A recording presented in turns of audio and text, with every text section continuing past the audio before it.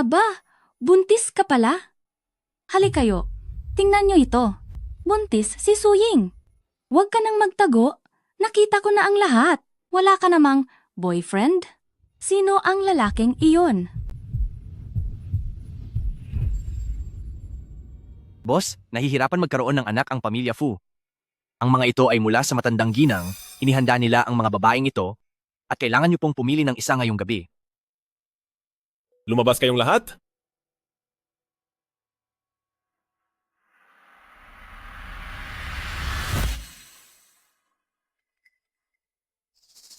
Sir, pwede po ba ako?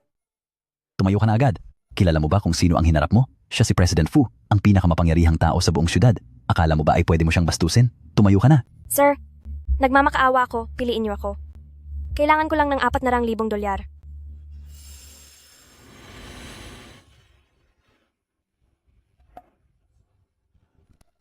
Dalhin niyo siya rito at siguraduhing malinis siya.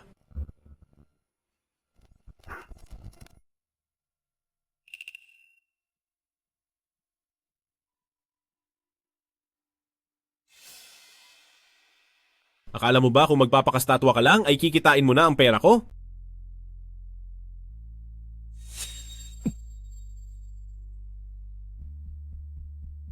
Pasayahin mo ako.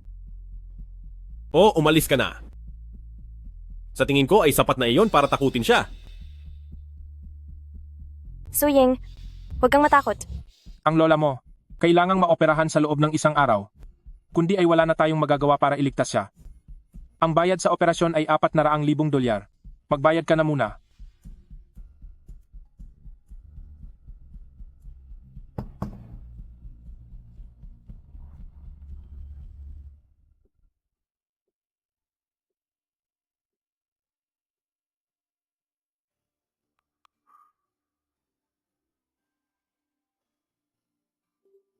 Bayad na ang lahat. Bayad na ang bill sa ospital ng lola mo. May natira pang $600,000 sa card. Siguradong nagkamali siya sa binigay. Kailangang makahanap ako ng paraan para maibalik ito sa kanya. Lumayas ka na sa dorm na ito. Huwag mo kaming mahawahan ng dumi mo.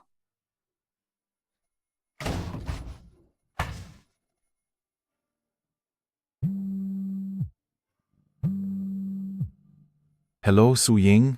Nakahanap ako ng murang matitirhan para sa iyo sa Shihua International Unit 304. $11,000 sa loob ng isang taon. I-transfer mo na ang pera sa akin ngayon. Kung hindi ay may makakakuha ng iba. Sige, pupunta na ako agad.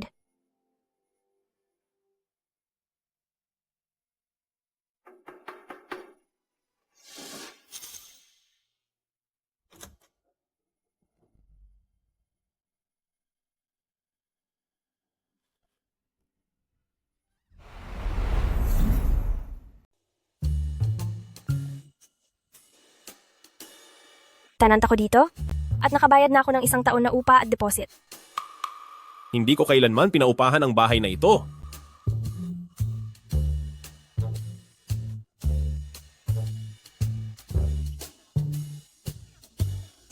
Naku, mukhang nalinlang ako ng peking ahente. Security guard. Ito na naman ang isa sa mga pobreng niloko ng mga peking ahente.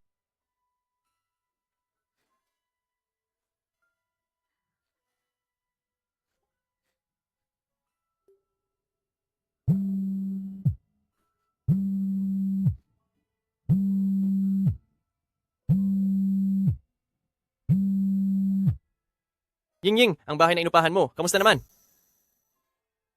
Napakaganda po ng bahay ko. Napaka-presko po rito. At mayroon pang malaking terrace. Huwag na po kayong mag-alala sa akin, lolo at lola. Mabuti naman kung ganoon. Maliligo muna po ako, tatawag na lang po ako uli sa susunod.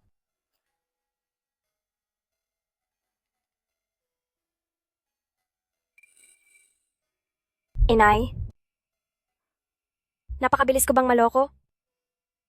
Pinaghirapan kong magtrabaho habang nag-aaral? Nakaipon ako ng $10,000. Pero nanakaw lang ng peking ahente ang lahat.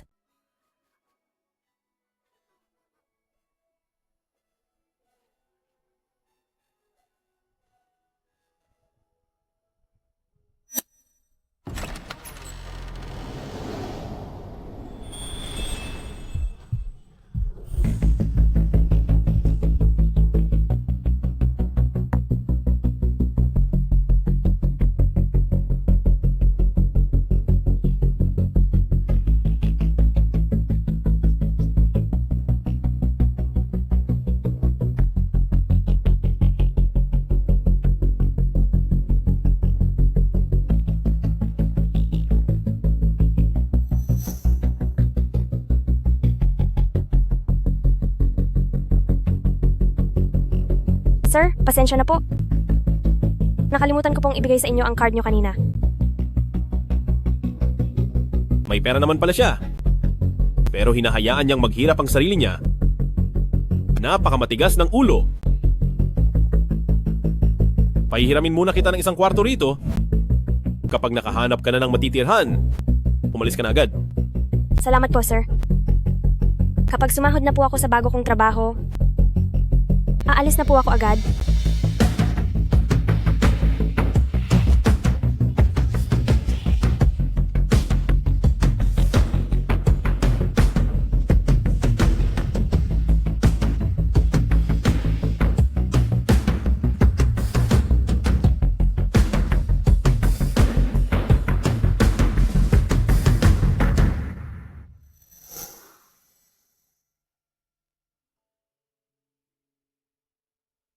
Dito ang bahay niya?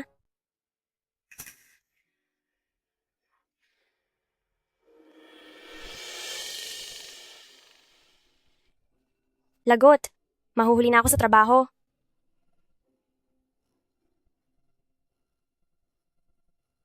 Pasensya na po. Ngayon naman, tinatawagan natin si President Fu para sa ating induction training. Uy, alam mo ba? Si President Fu ay nag-aral sa Amerika noong bata pa siya at pagbalik niya rito sa bansa ay itinatag niya ang ating Huanyu Technology. Sa loob lang ng 2 taon, naging isa na siya sa mga nangunguna sa industriya. At higit sa lahat, sobrang guwapo niya na parang si Takeshi Kaneshiro at nananatiling single dahil sa dati niyang minahal. Siya na talaga ang pinaka-boss sa lahat. Salubungin natin si President Fu.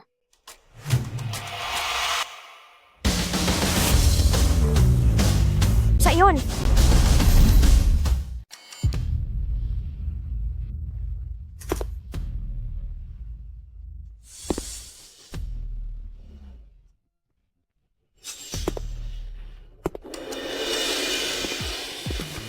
Siya iyon. Napakagwapo niya. Guwapo na, mahusay pa. Sana makahanap din ako ng asawang katulad niya.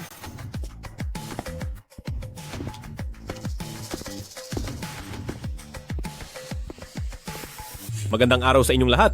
Ako ang CEO ng Global Group, si Fu Chengyan. Ngayong araw, ako ang magbibigay ng inyong onboarding presentation. Maaari niyo munang buksan ang inyong employment documents at basahin.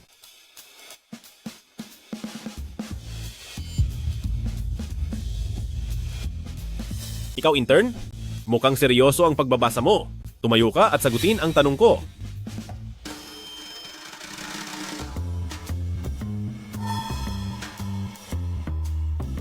Siya nga, talagang sinadya niyang lumapit sa akin. Mukhang acting lang din pala ang nangyari kagabi. Paano babaguhin ng AI ang pananaliksik ng mga gamot at ang ecosystem ng smart healthcare? At ano ang mga pangunahing hamon na kakaharapin nito? Intern, napaka-profesional ng tanong na dapat mong sagutin. Parang sinasadya siyang pahirapan. Tingnan mo siya, parang pupunta lang sa bukid ang suot niya. Sa laki ng kumpanyang ito. Bakit siya natanggap? Nasisira ang imahe ng kumpanya dahil sa kanya. Mukhang minalas ang probinsyanang ito. Dahil kinalaban niya si President Fu, siguradong masisante siya sa unang araw pa lang. Mapapabilis ng AI ang pagsasaliksik at pagpapaunlad, ang matalinong pangangalaga sa kalusugan, pati na ang tech applications sa iba't ibang sektor ng ekolohiya sa mga aspetong ito. Malinaw na ang pag-aaral ng AI sa larangan ng medisina ay nag-level up na mula sa pagiging kagamitan patungo sa pagiging ecosystem rebuilder. Ngunit ang malawakang pagpapatupad nito ay kailangan pang lampasan ang mga hadlang sa teknolohiya, pulisya at maging sa etika. Magaling. Pagkatapos nito, pumunta ka sa opisina ko. Unang araw pa lang, nagpasikat na siya ng husto. Tignan mo kung paano kita bibigyan ng leksyon.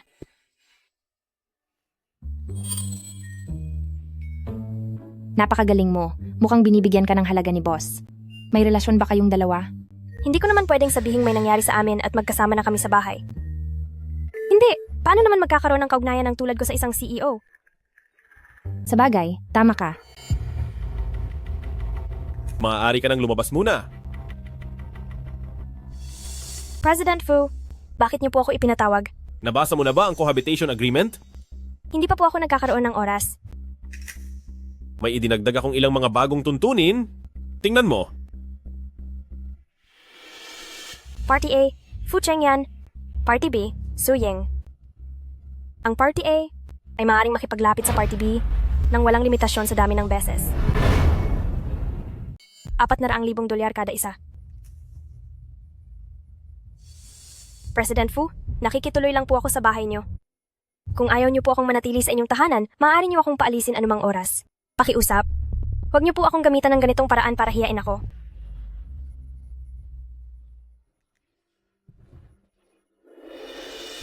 Ginawa mo ang lahat para mapalapit sa akin, hindi ba't para lang makuha ang atensyon ko? Nagtagumpay ka. Kung pera ang gusto mo, maibibigay ko yon sa iyo.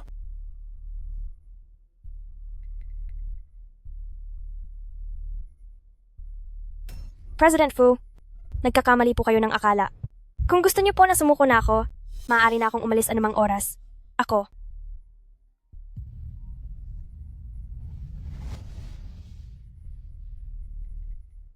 At itinulak mo lang ako palayo ng ganoon?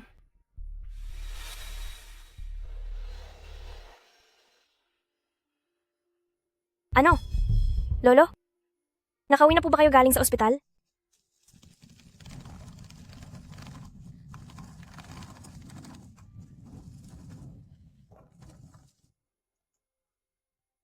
Lola? Ying-ying, Lola? Bakit po kayo bumalik dito sa probinsya galing sa ospital? Ying-ying, saan ka kumuha ng pera para sa panggagamot ko? Ang lola mo ay matanda na at malapit na sa dulo, huwag na huwag mong gagawin ang anumang masamang bagay para lang sa akin. Lola? Huwag na po kayong mag-isip ng kung ano-ano? Ang perang iyon? Ang perang iyon ay ibinigay sa akin ng lola ko sa pamamagitan ng ibang tao. Huwag kayong mag-alala, babalik tayo sa ospital. Ang iyong guro? Hindi ba't 15 taon na ang nakalilipas simula nang mawala siya? Sa totoo lang, dahil ang aking guro at ang aking ina ay may malalim na ugnayan. Bago pumanaw ang aking ina, ipinagbilin niya sa aking guro na alagaan ako. Kung hindi dahil sa mga kasanayang itinuro sa akin ng guro ko, sa tinapos ko, ay hindi ako tatanggapin ng tulad ng Wanyu na isang malaking kumpanya. Ying-ying, sa oras na kumita ka na ng pera, kailangang bayaran mo ang iyong guro. Huwag kang mag-alala sa sitwasyon dito sa bahay. Sabi ng doktor tungkol sa sakit ng lola mo, naging matagumpay ang operasyon at maayos na ang paggaling niya. Kailangan na lang uminom ng gamot sa bahay at magkaroon ng regular na check-up. Bakit mo dinala ang iyong maleta pa uwi? Hindi ba't sabi mo, umuupa ka ng kwarto malapit sa kumpanya? Matapos ang nangyari sa pagitan namin ng boss ko, at noong nagkaroon kami ng maling pagkakaintindihan, nahihiya na akong manatili roon. Gusto ko na pong bumalik at tumira rito sa atin, mas mapapadali ang pag-aalaga ko sa inyo. Mabait na bata.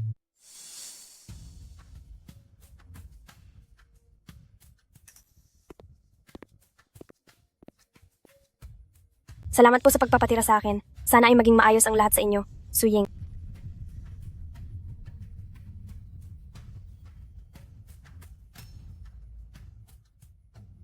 Kaya pala kailangan na kailangan niya ng pera dahil pala rito.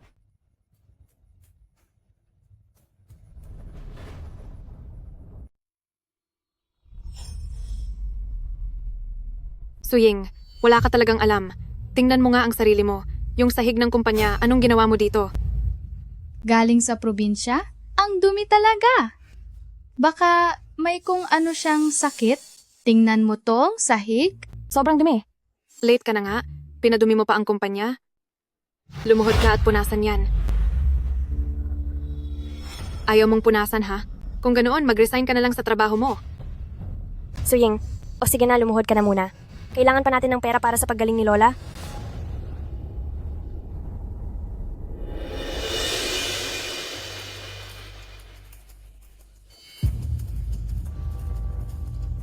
Sino ang nagbigay sa iyo ng lakas ng loob na apihin ang intern? President Fu, pinadumi po ng intern na ito ang sahig. Pinapupunasan ko lang po sa kanya. Walang sweldo at suspendido ka ng 3 araw. Pasensya na po, President Fu.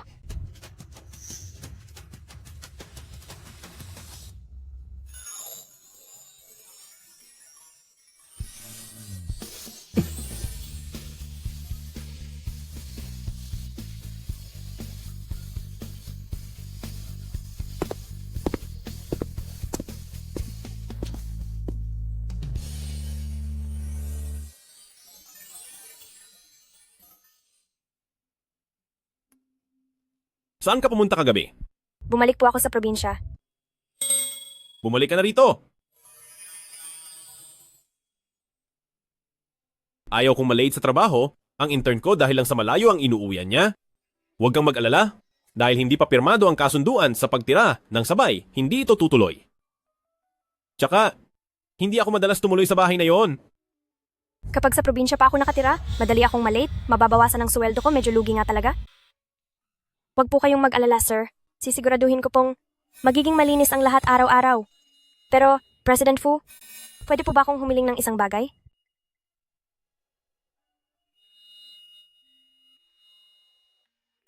Sige, sabihin mo.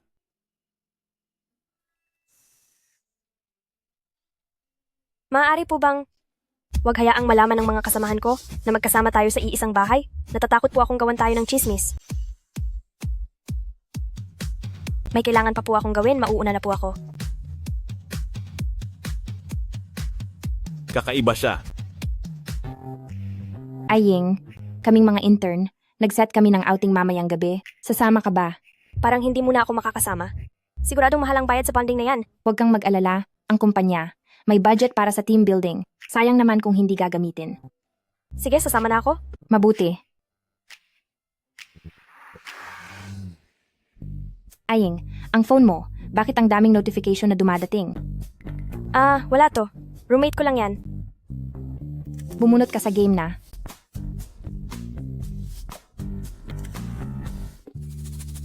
There. Ang susunod na lalaking papasok sa room na ito, hingin mo ang sinturon niya. Grabe, ang tindi naman yan. Napakabangis niyan. Galingan mo, Aying.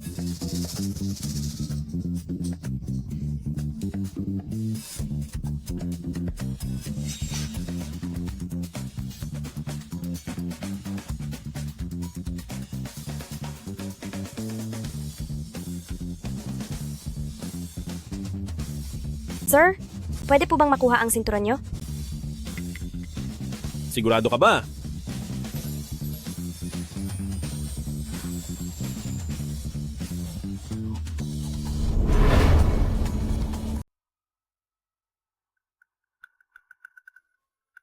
Sige na. Ayoko na makisali. Suko na ako.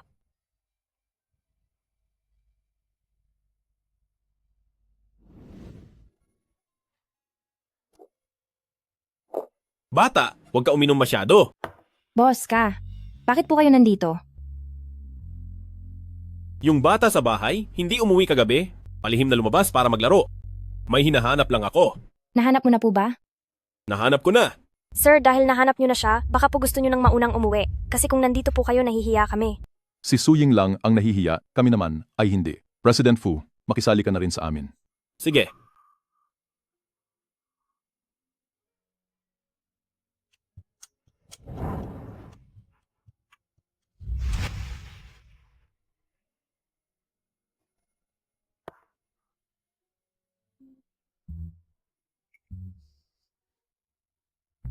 Hindi pwede, lasing na si Suying. Kailangan ko na siyang ihatid pa uwi. Alam mo ba kung saan siya nakatira? Ang alam ko, may kahati siya sa kwarto. Baka dapat nating tawagan ang roommate niya.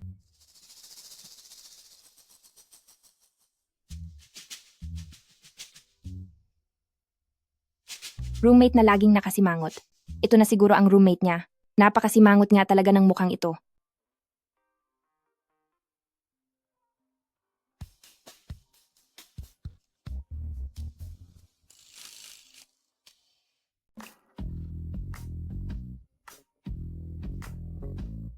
President, kailangan ko po ba kayong sunduin? Wag na. Hello po. Ang gumagamit na iyong tinatawagan ay hindi maabot. Nagulat naman ako. Akala ko kasi ang masungit kong roommate ay si President. Masyado siyang naparami ng ininom. Ihahatid ko na siya pabalik. Mayroon ba kayong address ng bahay niya? Sa kanyang information form ay nakasulat ang kanyang address. Sige po, pasensya na po sa abala.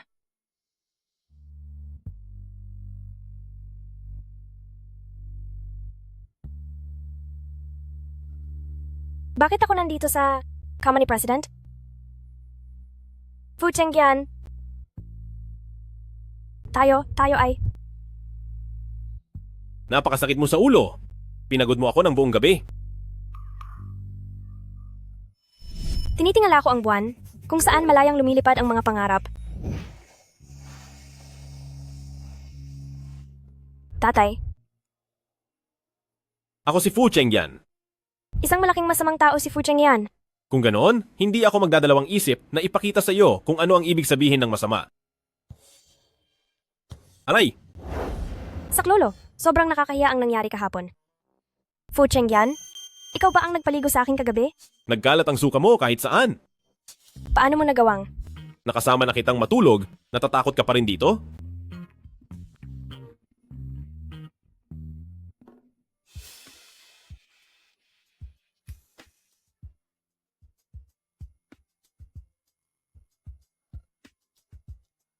Anong problema? Siguro dahil ito sa ininom ko kagabi. Sumasakit ang tiyan ko. Bibigyan kita ng kalahating araw na leave para magpatingin sa doktor. May meeting pa ako mamaya. Ipinatawag na kita ng masasakyan. Hindi lang simpleng sakit ng tiyan iyan. Pagsusuka iyan dahil nagdadalang tao ka. Hindi ka pa kasal, di ba? Gusto mo bang ituloy ang bata? Kung hindi mo siya gusto, dapat ay maagapan na alisin ang bata agad. Matatanggap kaya niya ang batang ito? Nabalitaan niyo na ba? Nakabalik na sa bansa ang unang mahal ni President Fu. Siya iyong tagapagmana ng pamilyang Lin, na si Lin Euro. Bagay na bagay talaga sila. Sabi nila ay engaged na raw pagka-uwi na pagka-uwi. Ma-engage na siya sa iba. Hahayaan ko ba na isilang ang batang ito nang walang tatay? Pero isa rin itong buhay na kaluluwa. Halo? Ying, Apo, pumunta kami ng lolo mo rito sa lungsod para sa check-up. Sobrang mahal ng mga hotel kaya dyan na muna kami matutulog sa inyo mamayang gabi. Sige po. Hindi pwede. Hindi nila pwedeng malaman. Kasama ko si Fu Cheng yan sa bahay. Gusto po sanang makitira ni na lolo at lola pansamantala. Ayaw ko pong malaman nila na may kasama akong lalaki sa bahay. Baka pwedeng makiusap na huwag ka munang umuwi rito sa loob ng 2 araw. Sige. Uwian na Ayeng, kain tayo sa labas. Huwag na muna. Uuwi na ako agad. May kailangan pa akong asikasuhin.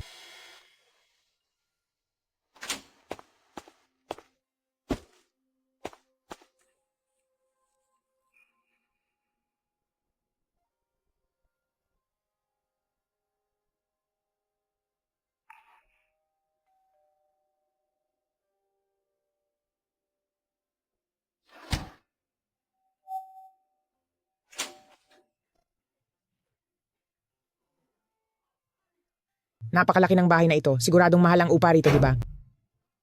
Nagkamali po ang landlord sa paglalagay ng presyo, kaya nakakuha ako ng magandang deal. Ying Apo, hindi ka naman tulad ng mga napapanood sa drama na binabayaran ng lalaki, di ba? Kahit mahirap lang tayo, dapat ay may dangal ka. Lolo, paano naman mangyayari iyon? Hindi naman ako kagandahan. Bakit naman ako babayaran ng kahit sino? Siguradong busy ka sa trabaho mo araw-araw. Kaya wala ka ng oras para maglinis. At dahil nandito na rin lang ako, tutulungan na kitang mag-ayos dito. Tingnan mo naman ang bahay mo. Ang gulo na. Wag na po, Lola. Panglalaki itong polo na ito. Ang laki nito. Siguradong hindi ito ang size mo. May kasama ka bang lalaki rito sa bahay? Lola, tinatawag po iyang oversized boyfriend style. Uso po ang ganyang pananamit ngayon sa lungsod. Ano naman ito? Panahit ito ng balbas, di ba? Bakit ka mayroon nito?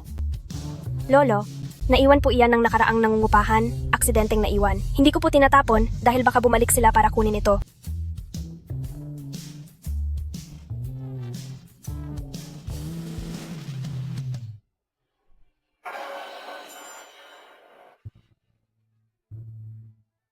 Nagdadalang tao ka. Lola? Noong mga panahong may sakit po kayo, wala na po talaga akong ibang magawa. Ayos lang sa akin kahit mawala na ako. Pero bata ka pa, hindi mo dapat sinira ang buhay mo. Ang batang ito, sa lalaking nagbigay sa iyo ng pera? Tapos nagsinungaling ka pa sa akin na, mula ito sa guro mo. Hindi mo dapat ituloy ang bata. Pero may buhay na rin po siya. Dati ang nanay mo rin, naniwala sa sinabi ng lalaki. Pinili niyang maging single mom at isilang ka. Hanggang sa huli ay nagkasakit at nawala siya. At naiwan kang mag-isa. Hindi ka pa nakaka-graduate. Paano mo siya bubuhayin? Kapag isinilang mo siya, hindi ba't kasama mo rin siya na maghihirap?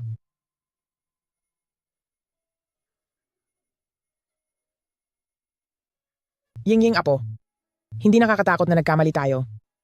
Ang mahalaga ay maitama natin ito agad. Sasamahan ka namin ng lolo mo sa ospital para alisin ang bata. Ayos ba? Sir Fu, ito po ang para sa proyektong ito, ang listahan ng mga pangunahing tauhan. Ilipat si Suying para tumulong. Pagkatapos bilang bonus sa proyekto, bigyan mo siya ng $100,000. Pero po, nakasick leave po si Suying ng 3 araw. 3 araw? Malubha ba ang sakit niya? Ikansela ang lahat ng pulong ngayong hapon.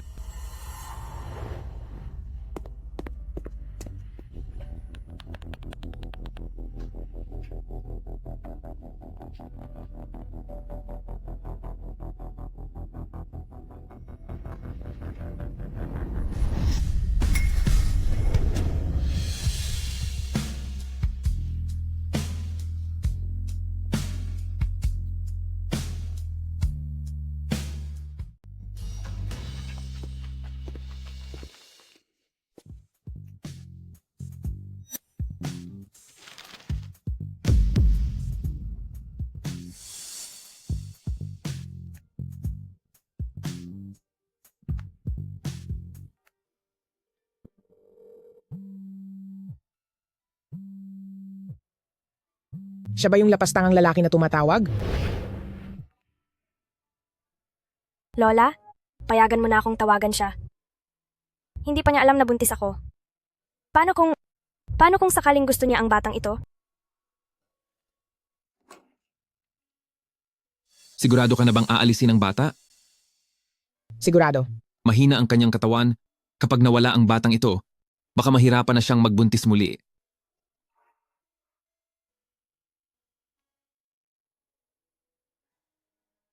Ganto na lang. Tawagan mo siya. Kapag hindi niya gusto ang bata, dapat na ituloy ang operasyon ngayong araw.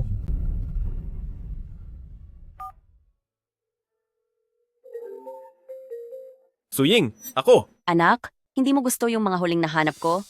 Kaya may nahanap akong bago para sa'yo. Wag na po, may anak na ako. Magiging lola ka na. Pumunta ka sa Renji Hospital.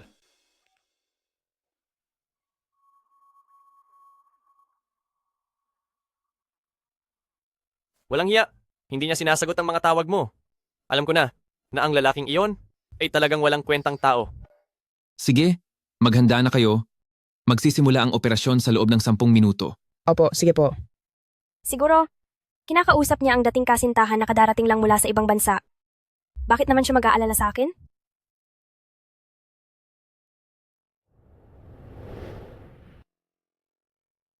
Bilang 1201, pasok na po ang pasyenteng si Suying sa surgery room.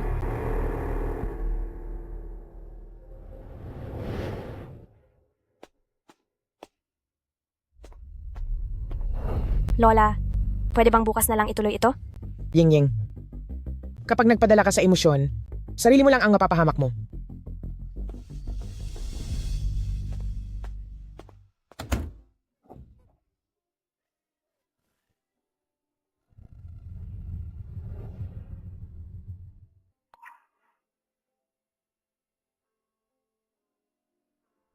Tigil!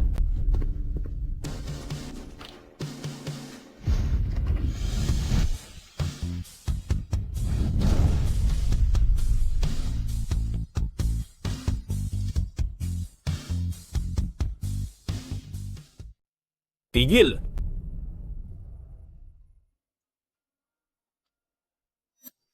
Anong nangyayari dito?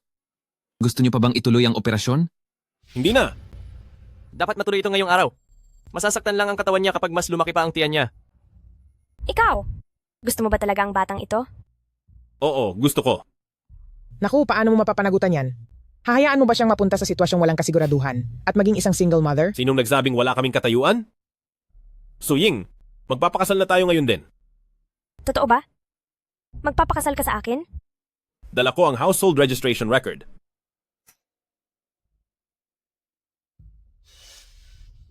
Naku, sa pagmamadali ko ay lumabas ako ng... Puro mabulaklak na salita. Akala mo ba sa amin ay gaya ni Ying na madaling maloko? Ying, huwag tayong maniwala sa kanya. Ying, isipin mo kung paano pinahirapan ng tatay mo ang nanay mo. Mag-isa kanyang pinalaki, napakapait niyon para sa kanya. Hindi man lang niya naabutan ng pagtatapos mo. Pumanaw na agad siya. Huwag mo siyang gagayahin ang maging isang single mother. Lola, wag na po kayong umiyak. Kung gusto mo talaga ang batang ito, ibibigay ko siya sa'yo pagkapanganak ko. Ayaw niya sa bata at ayaw niya rin sa akin.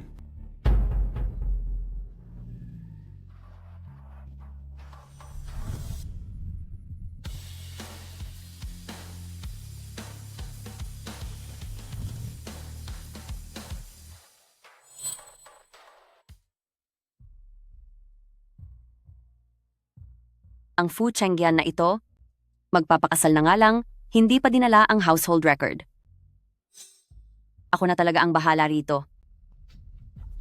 Naku, napaka-inosente mo. Kung ipapanganak mo at ibibigay lang sa kanya ang bata, paano ka pa makakapag-asawa niyan? Tara na.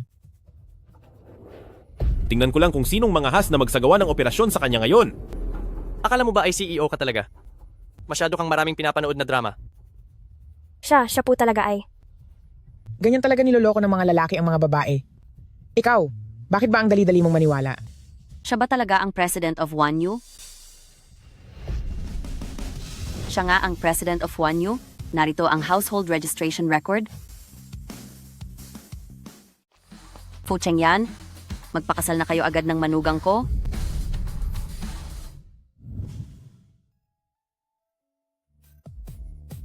Hindi ako makapaniwala. Kani-kanina lang, muntik nang mawala ang bata, ngayon ay may marriage certificate na kami. Parang isang panaginip. Xiaoying, hindi ba mas mabuting bumalik sa villa sa labas ng lungsod? Wala kasing mag-aalaga sa iyo doon. Huwag na po, madam. Hindi po ako sanay tumira sa malaking villa. Ako na ang bahalang mag-alaga sa mag-ina ko.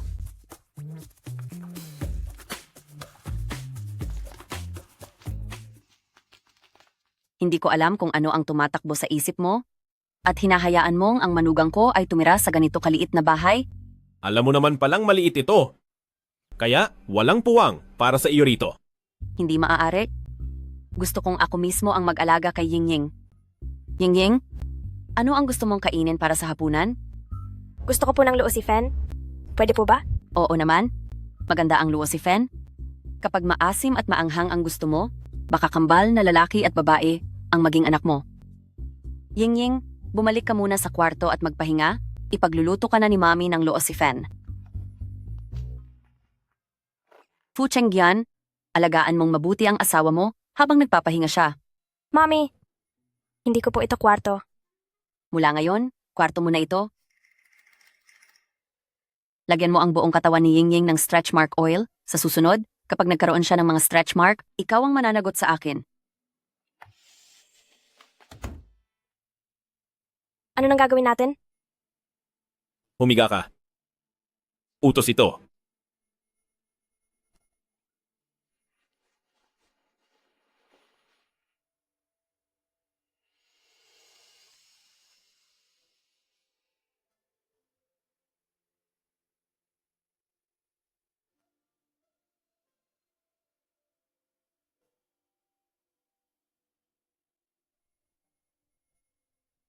Matulog ka na muna, maliligo lang ako.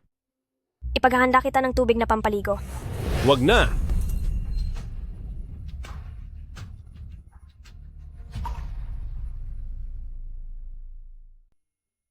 Ang lalaking ito, kadalasang mukhang malamig sa babae, hindi ko akalaing magiging ganito kagrabe. Parang sumobra naman ata ito. Ma?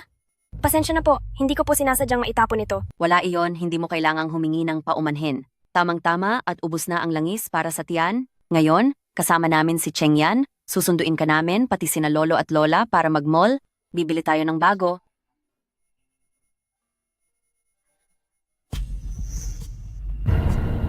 Pasensya na po, hindi ko naman po sinasadyang manghimasok.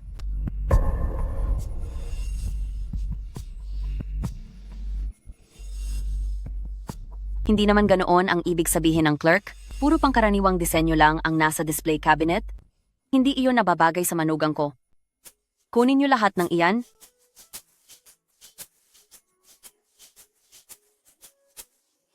Ibalot niyo silang lahat.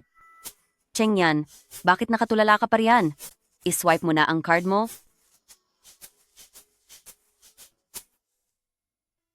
Balae, napaka-generous mo naman. Oo nga pala, may mga gamit pa para sa matatanda ang hindi pa natatapos.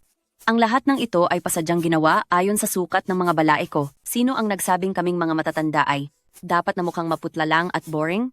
Dapat ay mukha rin kaming maliwanag at maganda?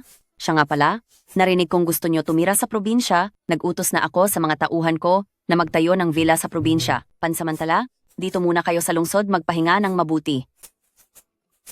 Ying, nakahanap ka talaga ng mabuting pamilyang mapapangasawa. Sa susunod ay maginhawa na ang buhay mo. Hindi mo na kailangan pang magtrabaho. Huwag po, hindi maaari. Kasalukuyan po akong nag-i-internship. Ito na ang pagkakataon para matuto sa trabaho. Hindi ko ito pwedeng pabayaan. Magbibigay ako ng utos para bawasan ang trabaho mo. Kung gusto mong pumasok, sige lang. Ikaw naman, sa loob ng kumpanya, siguraduhin mong aalagaan mong mabuti si Yingying para sa akin. Kapag naging malungkot siya sa trabaho, ikaw ang malalagot sa akin. Uy, mukhang iyan ang dating paboritong babae ni President Fu. Napakaganda niya, para siyang manika. Siya nga pala iyon? Kagayang-kagaya ng nasa litrato. Ayan, nandito na ako.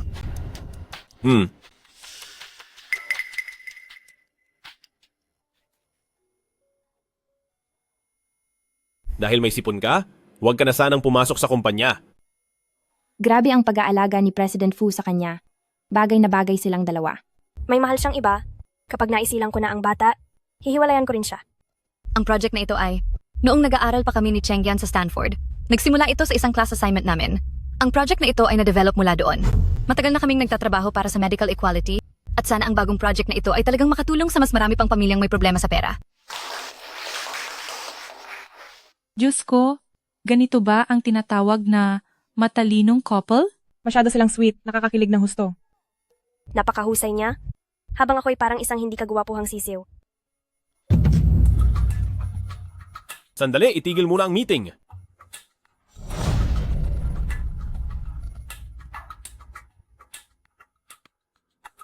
Hala,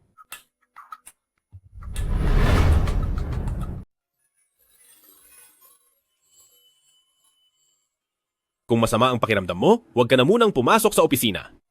ganyan din ba ang sinasabi mo sa kaisa-isa mong minahal? Mukhang hindi ka masaya. President Fu, para sa iyo, hindi naman ako mahalagang tao. Pakiusap, huwag mo nang ulitin ito na ititigil ang meeting para lang hilahin ako palabas. Natatakot ako na baka pagtsismisan tayo ng iba. Ayos na ako. Babalik na ako sa trabaho. Sinasabi ko sa iyo, ang suying na ito, ilang beses na siyang hinila palabas ni President Fu. Sa tingin mo, posible kayang isa siyang mapang-akit na babae na balak lang makuha ang boss para umangat sa posisyon? Nararamdaman kong ganoon nga siya. So Ying, bakit ka dinala ni Chengyan sa opisina? Anong ginawa niyo? Kay President Fu, may ilan lang siyang mga bagay tungkol sa trabaho na ipinapagawa sa akin. Dahil mukhang malaki ang tiwala ni Chengyan sa iyo, ibibigay ko sa iyo ang pagpaplano para sa darating nating business summit. Ikaw na ang bahala rito. Sige po. Salamat po, Director Lin. Tinitiyak ko pong matatapos ko ang gawaing ito. Director Lin, heto na po ang proposal ko. Gusto mong imbitahan ang sikat na musikong si Mr. Meng para tumugtog sa opening performance? Ang galing ni Mr. Meng sa pagtugtog ng plauta ay kilala sa buong mundo. Ito ay tradisyonal, ngunit moderno rin ang dating. Na tamang-tama sa tema ng summit natin na tradisyon at inobasyon. Dahil swak na swak ito. Kaya po gusto kong subukan. 10 taon nang namumuhay ng tahimik si Mr. Meng sa kabundukan at hindi na kailanman tumugtog sa publiko. Isa ka lang baguhan na intern, sa tingin mo ba mapapapayag mo si Mr. Meng? Dahil sa akin, at sasamahan ko siya. Ano? Sino ba talaga itong si Suying? Parang masyado siyang inaalagaan ni President Fu. Dahil sa ginagawa niya, baka malantad ang relasyon natin. President Fu, paniguradong ginagawa niya ito para sa kapakanan ng Huanyo. Alam niya kasing hindi ko mapapapayag si Mr. Meng. President Fu, isa talaga kayong mabuting presidenteng hands-on sa trabaho. Mukhang si Chengyan ay hindi rin masyadong gusto itong si Suying. Bakit hindi ko samantalahin ang pagkakataong ito para magpakitang gilas sa kanya? Ayan, sasama po ako sa inyo. Suying, mag-ingat ka. Ang mga ito ay ang maingat kong piniling mga regalo.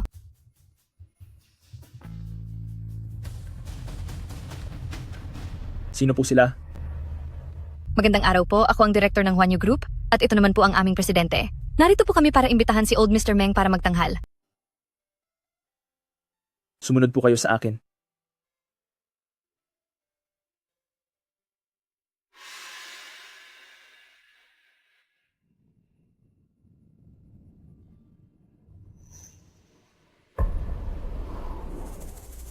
Magandang araw po sa inyo, Mr. Meng.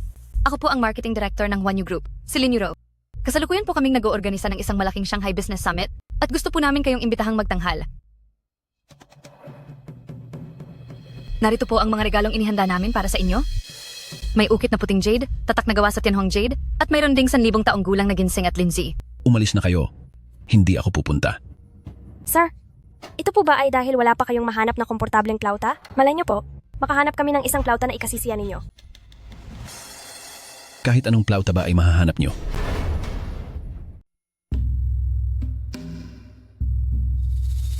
Kahit anong pluta ay mahahanap nyo. Gamit ang yamang tao at pinansyal na lakas ng Huanyu Group, tiyak na mahahanap namin ang plutang magpapasaya sa inyo. Ang plutang ikakasaya ko, maging ako ay hindi alam kung anong klaseng pluta iyon. Ang pinakauna kong pluta ay ang Liujin Diangqui. Noong ako ay 18 taong gulang, ginawa ito para sa akin ng isang dalubhasa na naninirahan sa kabundukan. Mayroon itong palamuti na mga pilak na kampanilya sa dulo at kapag tumutugtog ng 100 birds paying homage to the phoenix, tumutunog ng husto ang mga kampanilya, dahilan upang hangaan ako ng lahat ng mga manonood at sumikat ako sa loob ng isang gabi. Noong 30 taong gulang ako, mas ginusto ko ang plutang Shenke Chiwen. Gawa ito sa 1,000 taon na punong Shenke mula sa South Sea.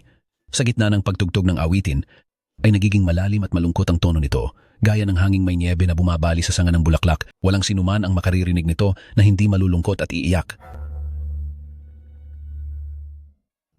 Nang tumuntong ako sa 45, binigyan ako ng isang dalubhasa ng plutang Yangzi Yulong. Ginawa mula sa hiyas na hari na 10,000 taon na mula sa hangganan. Ang kislap nito ay makinis, tulad ng liwanag ng buwan. Ang tunog ng pagbiyak ng yelo ay laging saktong lumalabas. 3 segundo matapos ang huling nota, na parabang ang kalikasan mismo ang sumasabay sa kumpas. Ngayon ay 60 na ako, 10 taon na akong naghahanap, ngunit wala pa rin kahit anong pluta ang kayang ilabas ang tunay kong nararamdaman. Kayo sa Huanyu Group, alam niyo ba kung anong klaseng pluta ang gusto ko? Paumanin po! Wala na akong plutang magamit. Makaalis na kayo. Walang sinuman ang makakahanap sa plutang gusto ko. Pasensya na po sa istorbo.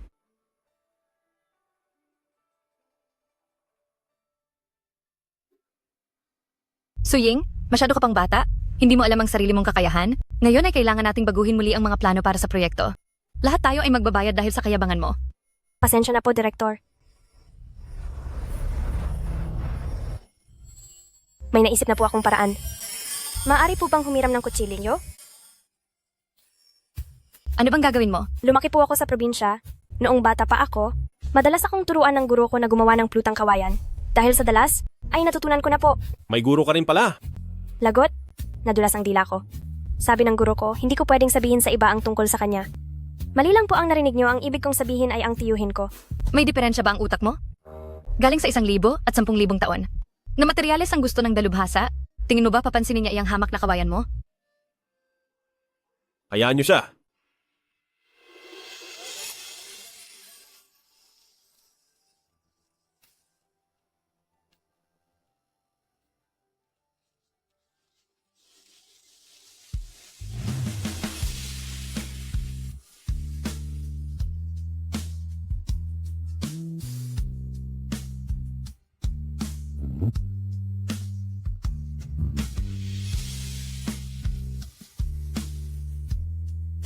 Napakalakas ng ulan. Hindi po umuulan. Mayroon pong isang dalaga na tumutugtog ng pluta.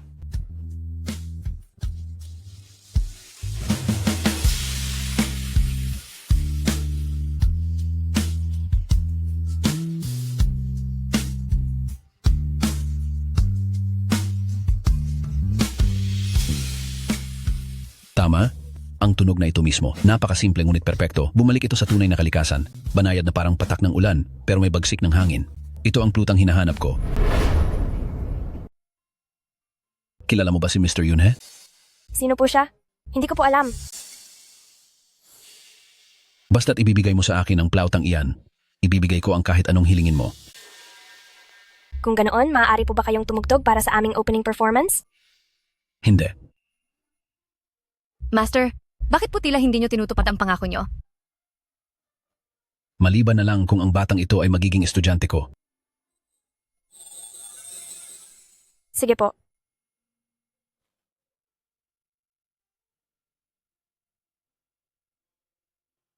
Mahusay ang ginawa mo.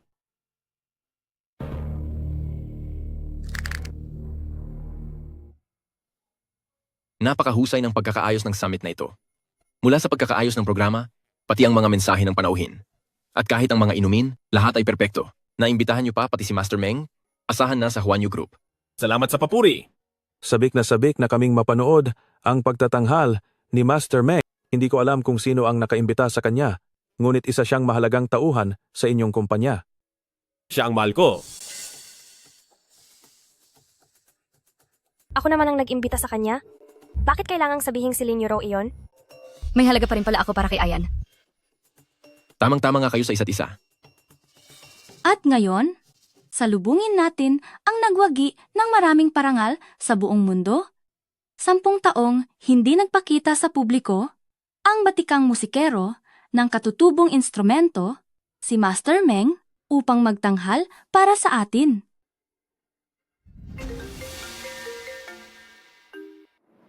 Yingying, nasiraan ang kotseng ipinadala niyo sa daan. Hindi na ako aabot sa simula ng pagtatanghal. Ganun po ba? Huwag po kayong mag-alala, gagawa ako ng paraan.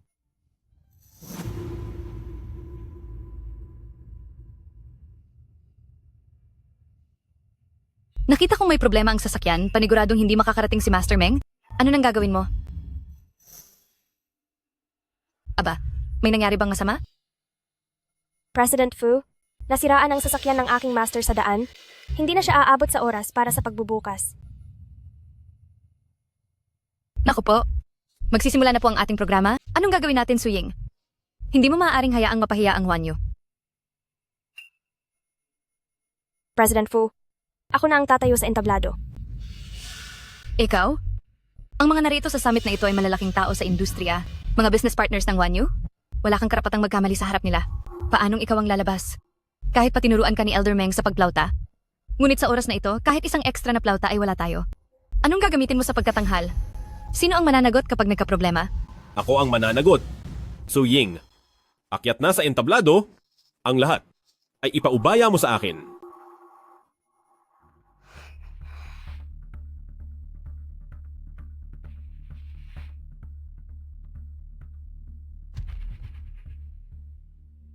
Anong nangyayari? Bakit wala pa rin si Master Meng sa entablado? Nandito kami para kay Master Meng.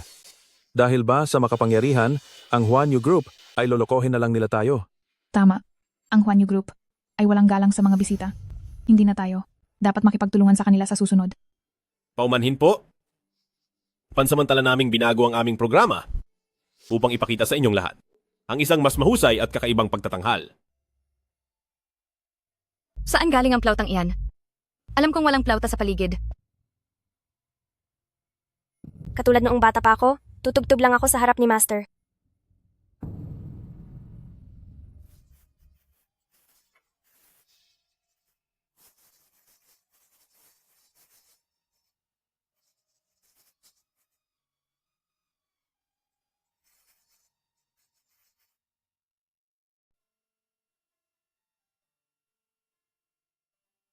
Hindi ako makapaniwalang ginamit niya ang dahon para makagawa ng ganoong tunog.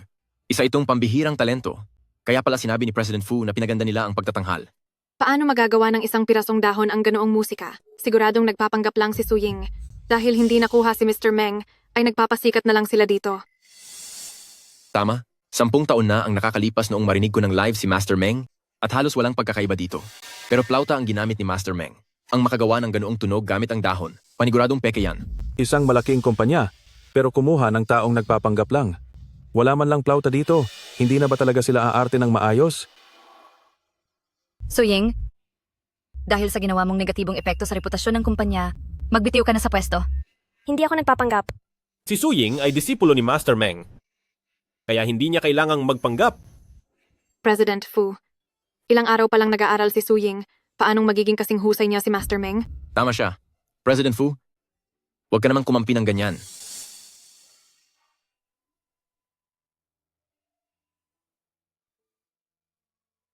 Si Master Meng. Narito si Master Meng.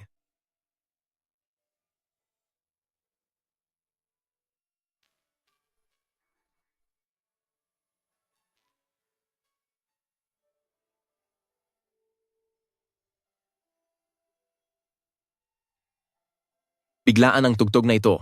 Ang batang ito ay napakagaling.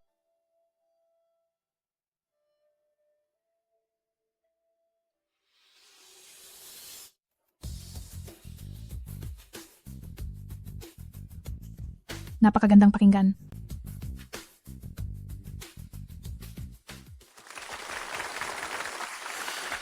Isang karangalan na ipakilala sa inyo ang aking disipulo, Su Ying. Ang disipulo ni Master Meng ay mas nahigitan pa nga ang kanyang guro. Tama. Hindi na sana natin pinakinggan ang chismis ng babaeng iyon.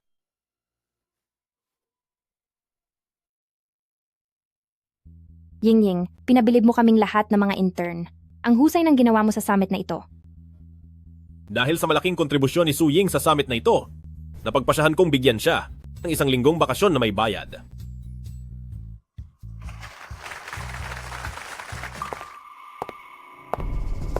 Hindi ako pumapayag. Dahil lang sa pagkakamali ni Su Ying, halos hindi nakaabot si Mr. Meng sa pagbubukas ng pagtatanghal. Gusto pa siyang parangalan ni President Fu sa harap ng maraming tao, sa harap ng publiko. Hindi ba't parang kakatwa naman iyon? President Fu, kakatwa nga po na nasira ang kotse. Pero noong nakaraang gabi, talagang maigi kong sinuri ang sasakyan. Paano kung tignan natin ang CCTV footage para malaman kung ano talaga ang nangyari? Su Ying, huwag ka nang magtangkang gumawa ng dahilan. Halata naman na ito ay dahil sa palpak mong pagpaplano. Assistant Joe, kunin mo ang footage mula sa CCTV. President Fu, narito na po ang U-Disc ng CCTV. Ayan. Sa tingin ko ay hindi na kailangang tignan ng footage. I-play mo dito.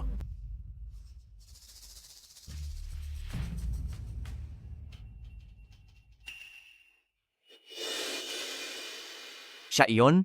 Siya ang sumira sa sasakyan na susundo sana kay Mr. Meng. Base sa likod niya, mukhang isa siyang babae.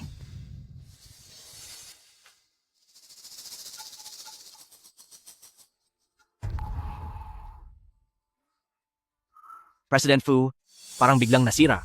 Ang footage, Assistant Joe, ipaayos mo ang CCTV. Tignan mo kung maaari pa itong ma-recover. Opo. Kung sa CCTV ay wala tayong makitang anuman, bakit hindi natin tignan kung may makukuha tayong ebidensya sa loob ng kotse? Dalhin nyo ang kotse para ipasuri. Opo.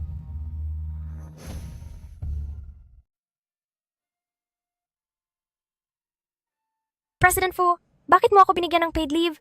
Hindi ba mas mabuting bonus na lang? Dahil kailangang magpahinga ng mga nagdadalang tao. Pero kailangan din po ng pera ng buntis para sa rehabilitasyon. Ng lola ko na sobrang mahal ng gastusin. Ang mga bayarin sa ospital ng lola mo ay nabayaran ko na, kaya huwag mo na itong intindihin. Salamat po. Magpahinga ka na? Hindi ko kailangan. Napagsilbihan ako ng isang buntis. Opo, Anong nangyayari? namamanhid ang mga binti ko. Ang dami talagang abala.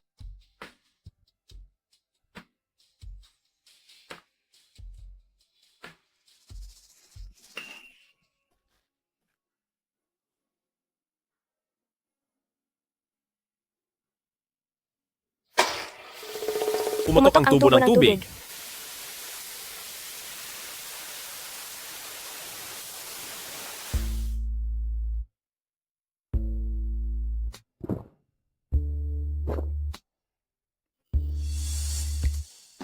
Gusto mo ba talagang tumingin? Hindi kaya. Pumutok ang tubo, tatawag ako ng tubero. Hello, magandang araw po. Maaari po bang ipagawa ang tubo namin?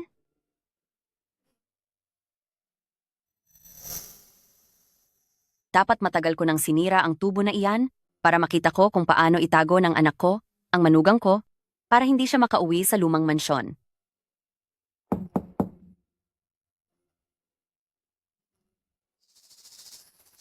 Dito ka lang muna. Ako na ang magbubukas ng pinto.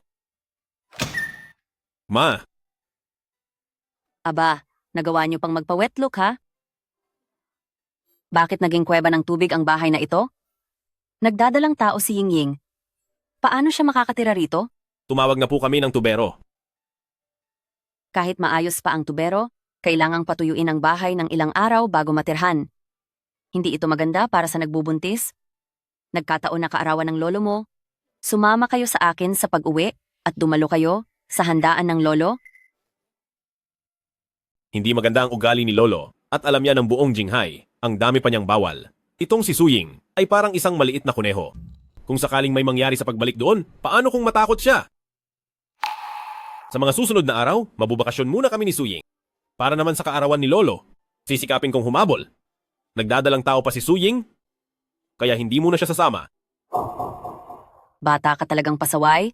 Alam ko namang ayaw mo lang bumalik sa mansyon. Yingying, kaunti lang ang miyembro ng pamilya natin, at ang lolo ni Chengyan, pati na ang aming anak-anakan, sa aming mansyon sa Jinghai. Sa wakas, ay may nadagdag na bagong miyembro.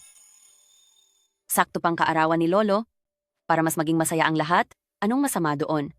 Ma, ang manugang niyo po ay hindi sanay sa maraming tao. Yingying, alam kong napakabait mong bata. Anak, ikaw ang nagsisilbing kayamanan ng buong pamilya Fu ngayon? Gustong-gusto ka naming lahat na makita. Pwede bang sumama ka na sa mga pauwi? Naging mabait po palagi sa akin si Auntie Fu. Sige po, sasama po ako sa inyong pauwi. Uuwi na kaming dalawa ng manugang ko. Ikaw, anak kong pasaway, magpaiwan ka rito mag-isa. Hindi maaari, hindi siya pwedeng umuwi ng mag-isa. Baka pahirapan lang siya ni Lolo. Sandali lang. Sasama na rin ako sa inyo.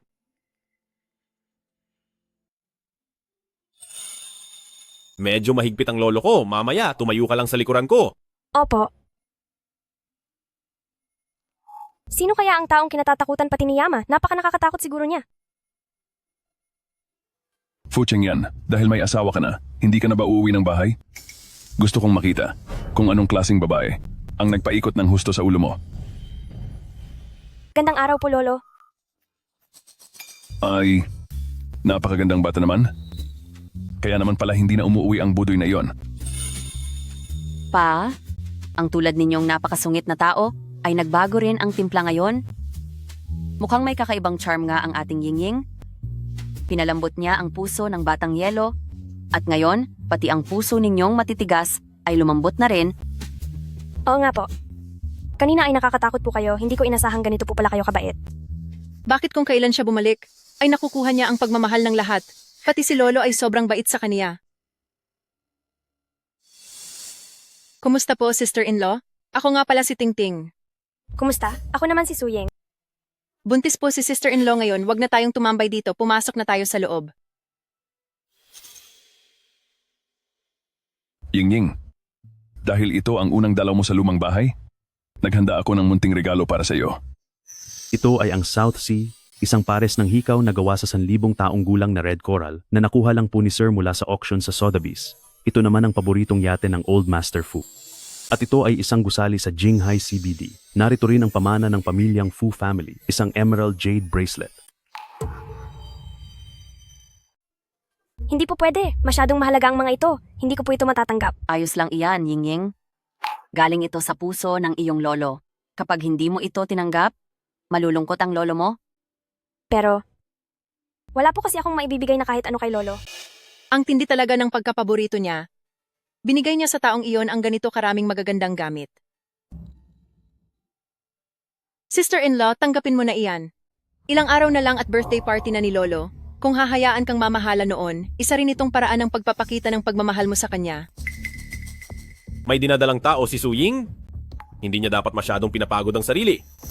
Ayos lang po. Kaya ko po ito. Dahil napakabuti ni Lolo sa akin, karapat-dapat lang na ihanda ko ang birthday celebration niya. Sigurado ka bang ayos lang? Huwag mong pilitin ang sarili mo, Yingying. Kaya ko po.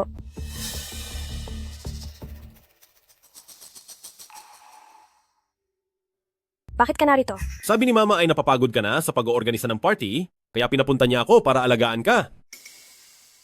Hindi ko kailangan ng pag-aalaga mo. Mabuti pang umalis ka na. Aayusin ko pa ang mga recipe mamaya. Aalis na ako. Para ito sa pananakit ng muscle, pahid mo iyan sa sarili mo. Paano niya nalaman na sa dami ng ginawa ko ngayong araw, ay sumasakit ang binti ko? Sister-in-law, bukas na ang celebration. Sa haba ng inihanda mo, siguradong magiging tagumpay ito bukas, di ba? Sana nga. Sabi ng mamimili ng supply, nandyan na ang lahat ng mga kailangang sangkap.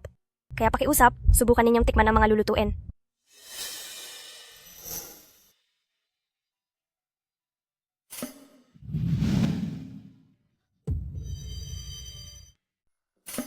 Paano nangyari ito? Sabi naman noong in charge sa pamimili na handa na ang lahat ng mga sangkap. Naku, sister-in-law, ang mga mamahaling sangkap na iyan ay kailangan talagang i-order ng maaga. Ngayon, ano na ang gagawin natin? Nasaan ang taong in charge sa pamimili?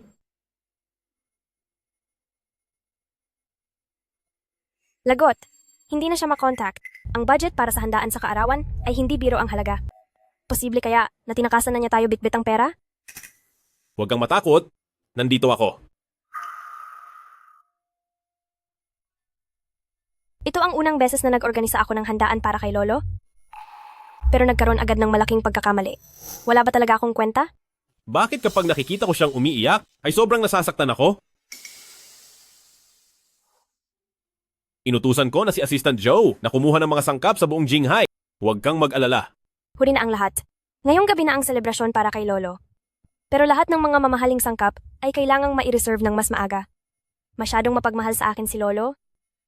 Pero sinira ko ang selebrasyon niya.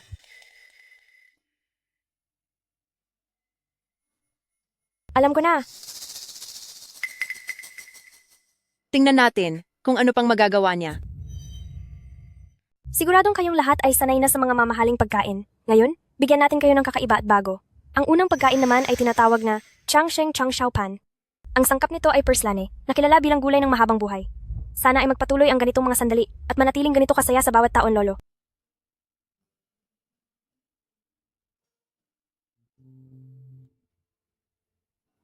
Kadalasan ay puro mamahaling putahe ang kinakain ko. Pero minsan, kapag nakakatikim ng pagkaing probinsya, pakiramdam ko ay kakaiba rin ito. Napakasariwa nito. Napakasarap. Seryoso ba? Masarap nga ito. Ang ikalawang pagkain naman ay gumamit ng sariwang lichens pagkatapos ng ulan at iniluto kasama ang mga itlog, puno ng sustansya mula sa kalikasan, tinatawag itong moss cloth sa ilalim ng sinag. Dalangin ko na madagdagan ang inyong karangalan bawat taon, Lolo. Pagdating naman sa inumin, ito ang hanyingju. Gawa ito sa sariwang dandelyo na kinuha ang katas sa mababang temperatura, nilagyan din ng jasmine at pulot pukyutan para mabawasan ang pait nito. Makatutulong ito na ilabas ang lason sa katawan, muna bago ang sarap.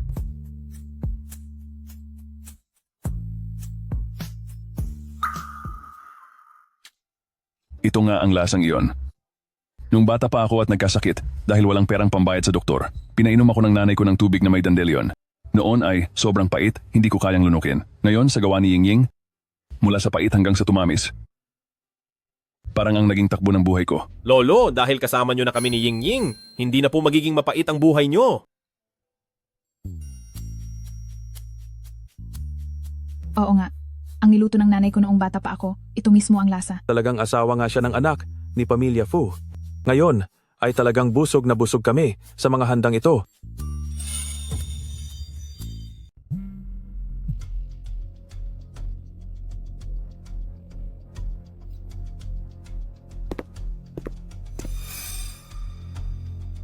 Sister-in-law, ang laki ng halaga ng pera para sa birthday party ni Lolo.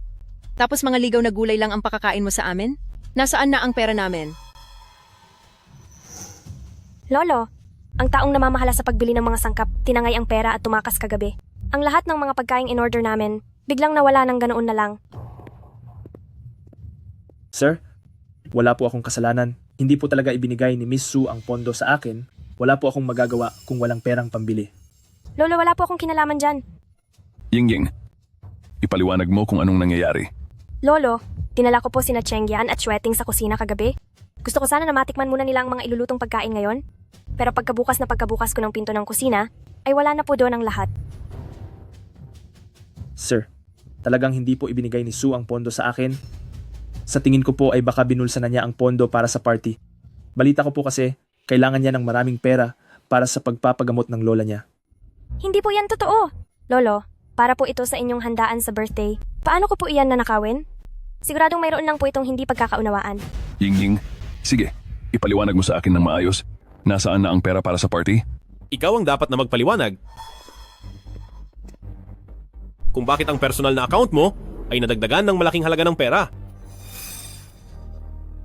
Ang labis na pera sa iyong account ay eksaktong halaga ng pondo para sa handaan. Ginamit mo ba ang pera na iyan para bilhin ang mga ito? Sir, napagbibintangan lang ako. Totoong hindi ako ang may gawa niyan. Sa tingin ko, hindi mo kayang gawin ang bagay na ito ng mag-isa. Magsalita ka. Sinong nagutos sa'yo? Walang nag-utos sa akin. Tila ba? Tungkol sa aking mga pamamaraan, ay wala kang kaalam-alam. Siya ang nag-utos sa akin. Huwag mo akong pagbintangan. Narito ang lahat sa CCTV video. Itatanggi mo pa ba? Lolo, patawad po. Nagkamali ako. Sandali lang po akong nawala sa sariling kaisipan. Paano ba kita pinalaki? Paano mo nagawang gawin ang ganitong bagay? Nagseselos ako sa kanya. Bakit pagkakarating niya pa lang ay nakuha na niya ang pagmamahal ng buong pamilya? Alam kong ampun lang ako sa pamilyang ito mula pagkabata sa bahay na ito. Hindi ako makakilos ng malaya. Pero bakit nang dumating siya, ay nakuha niya agad ang inyong pagmamahal? Pati ang mana na pulseras ng mga pamilya Fu ay ibinigay niyo na rin sa kanya. Bakit siya lang? Shueting, ang pulseras na mana mula sa mga pamilya Fu ay talagang isang pares. Plano ni Lolo na ang isa ay ibigay sa iyo sa mismong handaan. Kailanman ay hindi kanila itinuring na ibang tao. Totoo po ba ito, Lolo? Oh, Sweating. Sa mga panahong ito, magnilay-nilay ka muna sa loob ng iyong silid. Tungkol naman kay Xiao Wang. Hindi na kita maaring patuloyin pa sa pamilya Fu.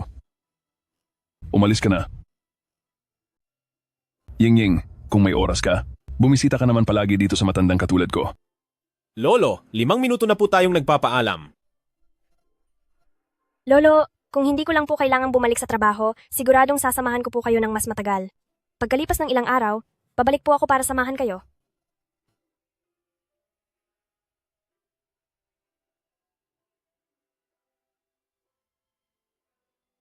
Ate, salamat po. Nagkamali po ako. Sa susunod kailangang bumalik ka ulit dito. Sige, Tingting. Mahal na mahal ka namin. Tara na, umuwi na tayo. Halika na. Aying, kababalik mo lang sa kumpanya at saktong inabutan mo ang sports fest.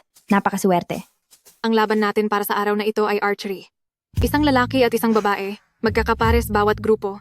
Pakihanap na po ang kani-kaniyang partner. Kamusta, Suying? Mula noong training pa lang para sa mga bago, kilala na kita. Pwede ba kitang makagrupo ngayong araw? Oo naman. Ayan, pwedeng tayo na lang ang magkapares?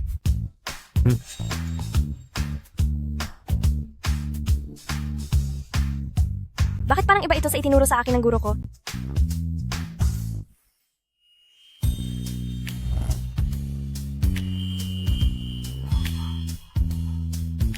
Ang ganitong klase ng pana ay dapat itutok ng ganito palabas.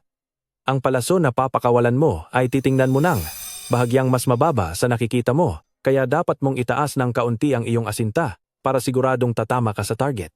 Sige po, salamat. Ayan, nauuhaw ka ba? Mayroon dito. Makinig muna ang lahat. Magsisimula na po ang Spring Sports Meet ng ating Huanyu Group. Ang unang magpapakitang gilas ay si Wu Dashan mula sa Sales Department.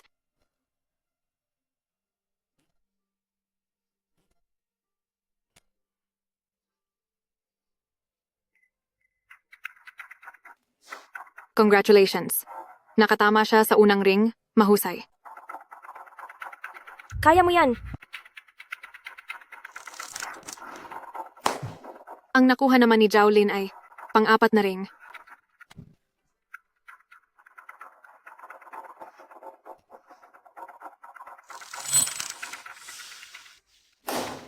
Bagay na bagay talaga sa iyo ang bansag na perpektong Diyosa. Nakatama siya sa ika-6 na ring. Ngayon naman ay pagkakataon na ni Suying na sumubok. Ang probinsya ng iyan, siguradong hindi pa siya nakakakita ng pana sa buong buhay niya. Tama ka. Itong archery ay pangmayaman lang at sosyal na laro. Galing lang siya sa probinsya, himala na kung tatama ang palaso niya sa board. Si Suying ay gumagawa ng formal na bow ritual mula sa ritual archery of Zhao? Paano naman malalaman ng isang hamak na probinsyana ang mga ganyang bagay? Siya ay nanonood lang naman ng telebisyon kaya kaunti lang ang alam niya. Kapag oras na para bumaril, siguradong magmimintis siya ng malala. Tama, tama. Nanood lang ng kaunti sa maikling video, tapos naglakas loob na magpakita rito ng kahiya-hiya. Kung ako iyon, matagal na akong nagtago sa banyo.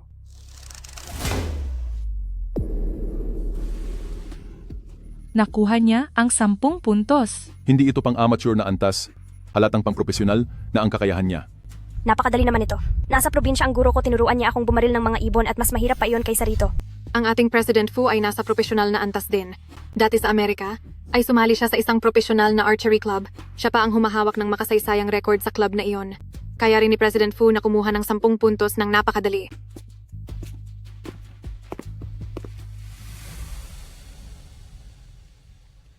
Nakakuha siya ng 10 puntos.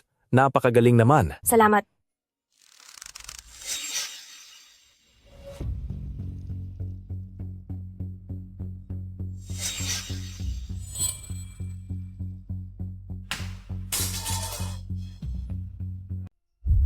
President Fu nagkamali.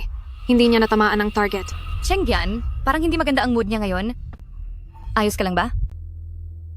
Nung umalis siya ng bahay kanina, mukha naman siyang masaya. Sino kaya ang nagpagalit sa kanya? Magpatuloy lang kayo sa paglalaro. Aing, ang huhusay nyo talaga. Ang grupo nyo ang unang pwesto. Director Zhao, hindi ba't sabi sa rules ng laro na kung sino ang manalo, ay pwedeng pumili ng isang tao para guhitan ng mukhang pusa? Swerte mo ngayon, pumili ka na. Tingnan natin kung sino ang pipiliin mo. Ang pipiliin ko ay si Shu. Sabi ni Su Ying. Ako ang piliin mo. Pipiliin mo si President Fu? Oo. Pipiliin ko si President Fu. Suying, hinahamon mo ba ako? Sige, simulan na natin, Intern Su.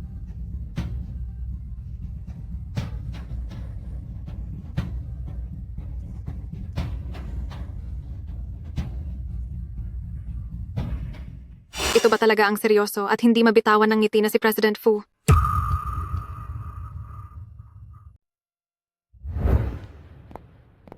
President Fu, ngayong hapon ay makikipagkita tayo sa Wangguo Group.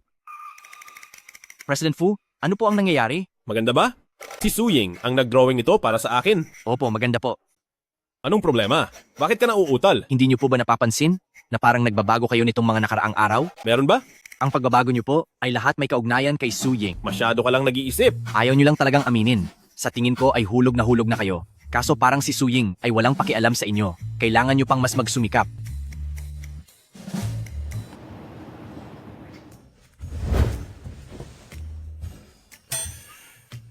Anong ginagawa mo? Nag-iihersisyo lang ng katawan. Bakit ang garbo niya ngayong araw?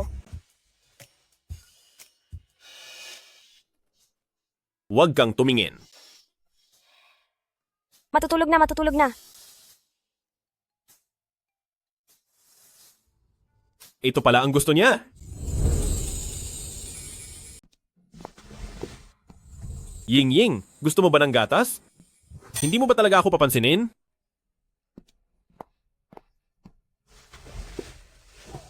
Ying, umiinom ako ng gatas.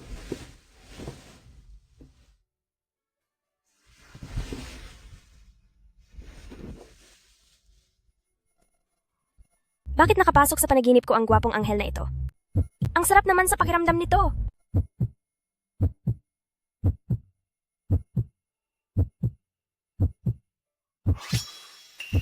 Bastos. President Fu? Napakalakas mo naman. Huwag mong kakalimutan ang check-up mo bukas.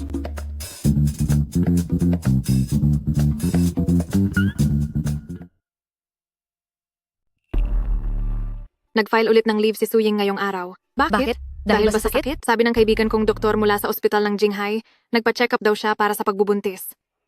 Ganoon ba? Isang buntis na intern parang hindi na dapat siya manatili pa sa kumpanya.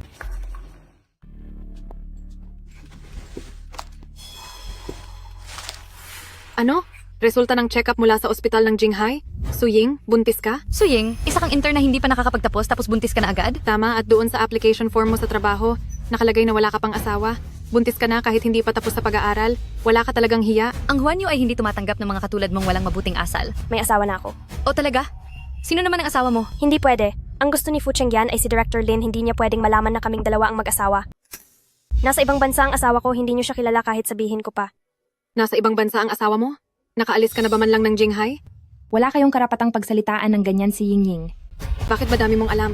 Wala na kayong lahat na trabaho. Director Zhao, maari mo akong pagsalitaan, pero wala kang karapatang pagsalitaan si Xiaoyu. At wala kaming nilabag na kahit anong regulasyon ng kumpanya. Hindi mo kami maaaring tanggalin ng walang dahilan. Uy, parati kang nagkukunwaring inosente, ano? Hindi ka ba natutuwa na kinalaban ko siya? Mas lalo ko siyang kalalabanin. Nasa loob tayo ng kumpanya. Nagagawa mong manakit?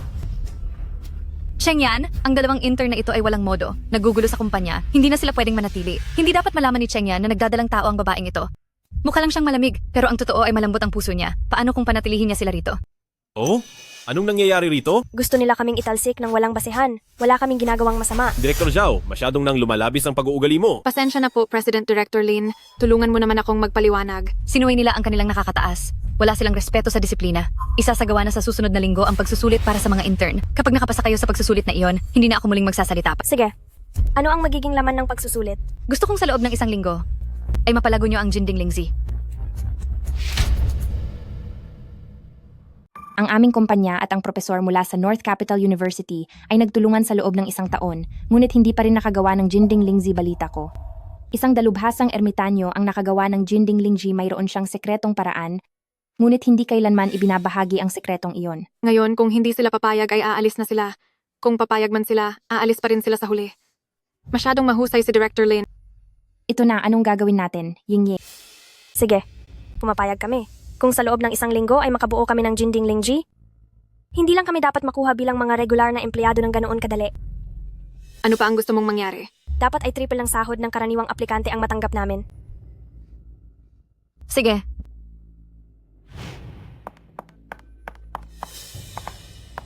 Hindi ka dapat pumayag kanina.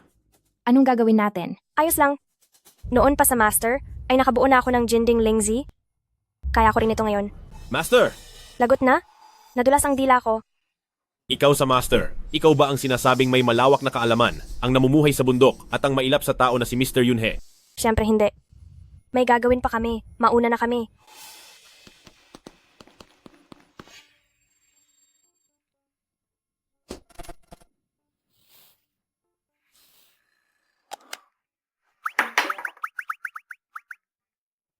Bakit hindi pa siya bumabalik?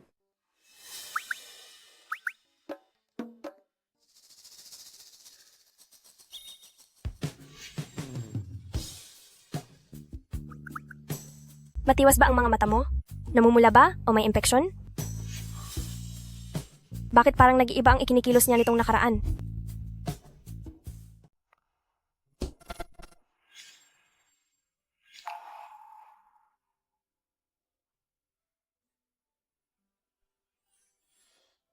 Ying-Ying, sa kama ka na matulog.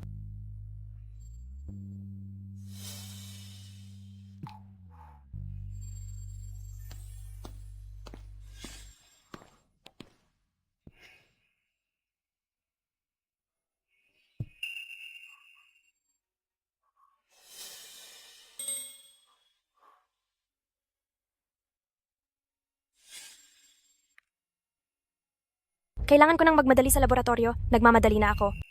Naalala mo ba kung ano ang nangyari kagabi? Kagabi. Masarap ang tulog ko kagabi. At ano pa? Ano pa?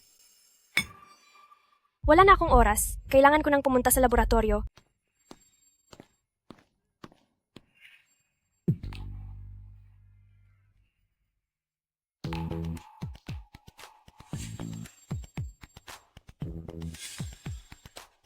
Alauna na.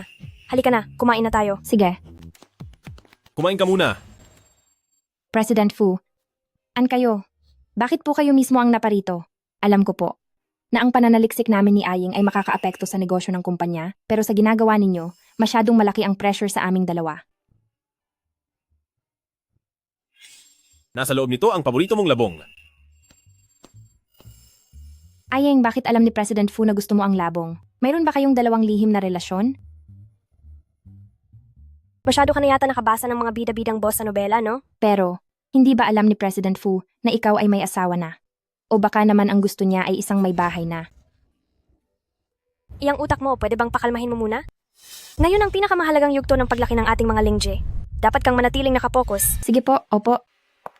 Anong oras na? At may oras pa kayong kumain? Si President Fu ang bumili nito para sa amin. Bakit hindi namin pwedeng kainin? Anong sabi mo? Anong ginagawa mo? Kakatapos lang naming ihanda ang nutrition solution na ito. Hindi nyo kailanman mapapalaki yan. Huwag na kayong mag-aksaya ng panahon dito. Kumuha na ako ng pinakamahuhusay na team mula dito at sa ibang bansa para gawin ito. Dito sa laboratorio nyo na kahit anong kagamitan ay wala, balak nyo pang magtagumpay? Huwag na kayong mangarap ng gising. Wala kaming kapit at wala kaming mga kagamitan.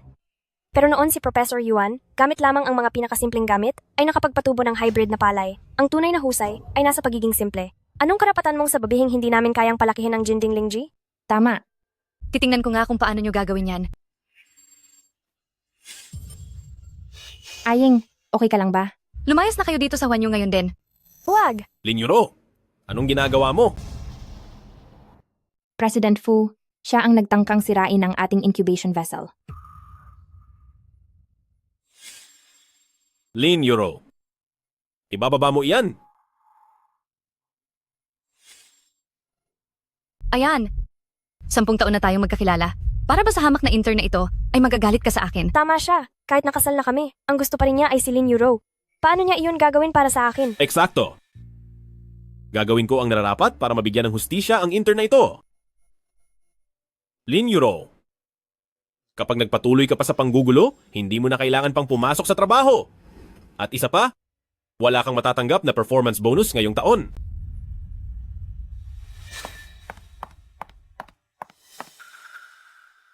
Bakit ba palagi kang hindi marunong mag-ingat sa sarili mo?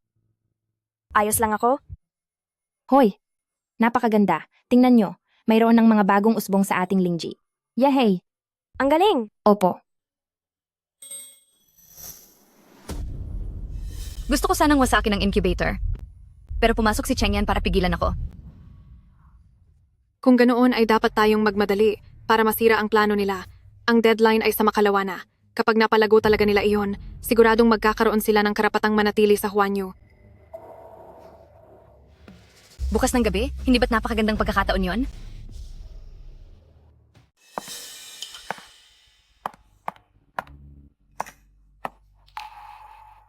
Talaga palang nagawa niyo itong mapatubo.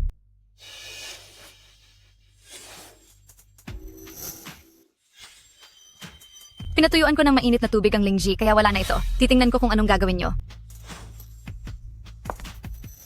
Ngayon na ang huling palugit. Suying! Nagawa niyo bang mapatubo ang Jinding Lingji? Nagawa naming mapatubo ito. Ano? Talaga bang napalago ang Suying? Imposible! Isa lang siyang estudyante mula sa mababang universidad. Paano niya magagawa iyon? Kulang ang puro salita. Ipakita nyo iyan. Ang aming Jinding Lingji ay nandito. Buksan nyo at ipakita sa amin.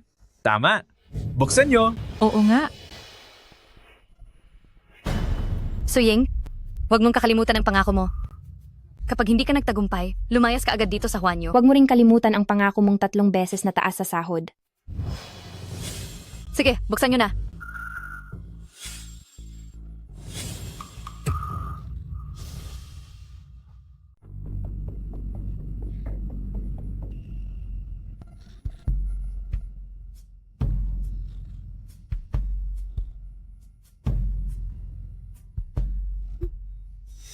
Mukhang hindi na kayo pwedeng manatili rito. Sisibakin ba kayo ng kumpanya o kusa na lang kayong aalis? At saka, kapag internship ay walang matatanggap na separation pay. Pasensya na po, pero nung tiningnan ko ito kaninang umaga, maayos pa naman ang lahat. Bakit ganito na ang hitsura ngayong gabi? Hindi nyo napalago ng maayos? Sino ang sisisihin nyo? Naghahanap pa kayo ng rason? Huwag nyo nang ubusin ang oras namin. Tama. Nagsasayang lang kayo ng oras. Sayang ang oras? Umalis na kayo agad.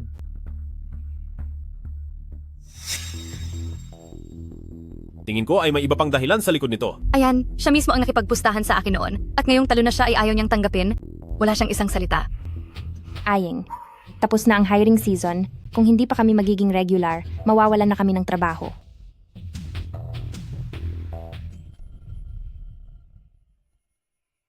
Kaya kong umalis, pero ang trabaho ni Xiaoyu ay palaging maayos. Dapat siyang manatili rito. Basta hindi na siya aali-aligid kay Ayan sa loob ng kumpanya. Sige. Sino ang nagtatangkang paalisin ang disipulo ko?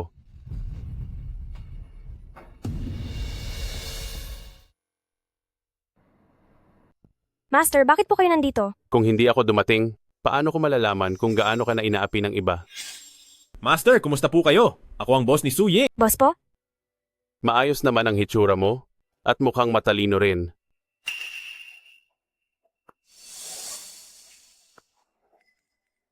Ito ang Jinding Lingji.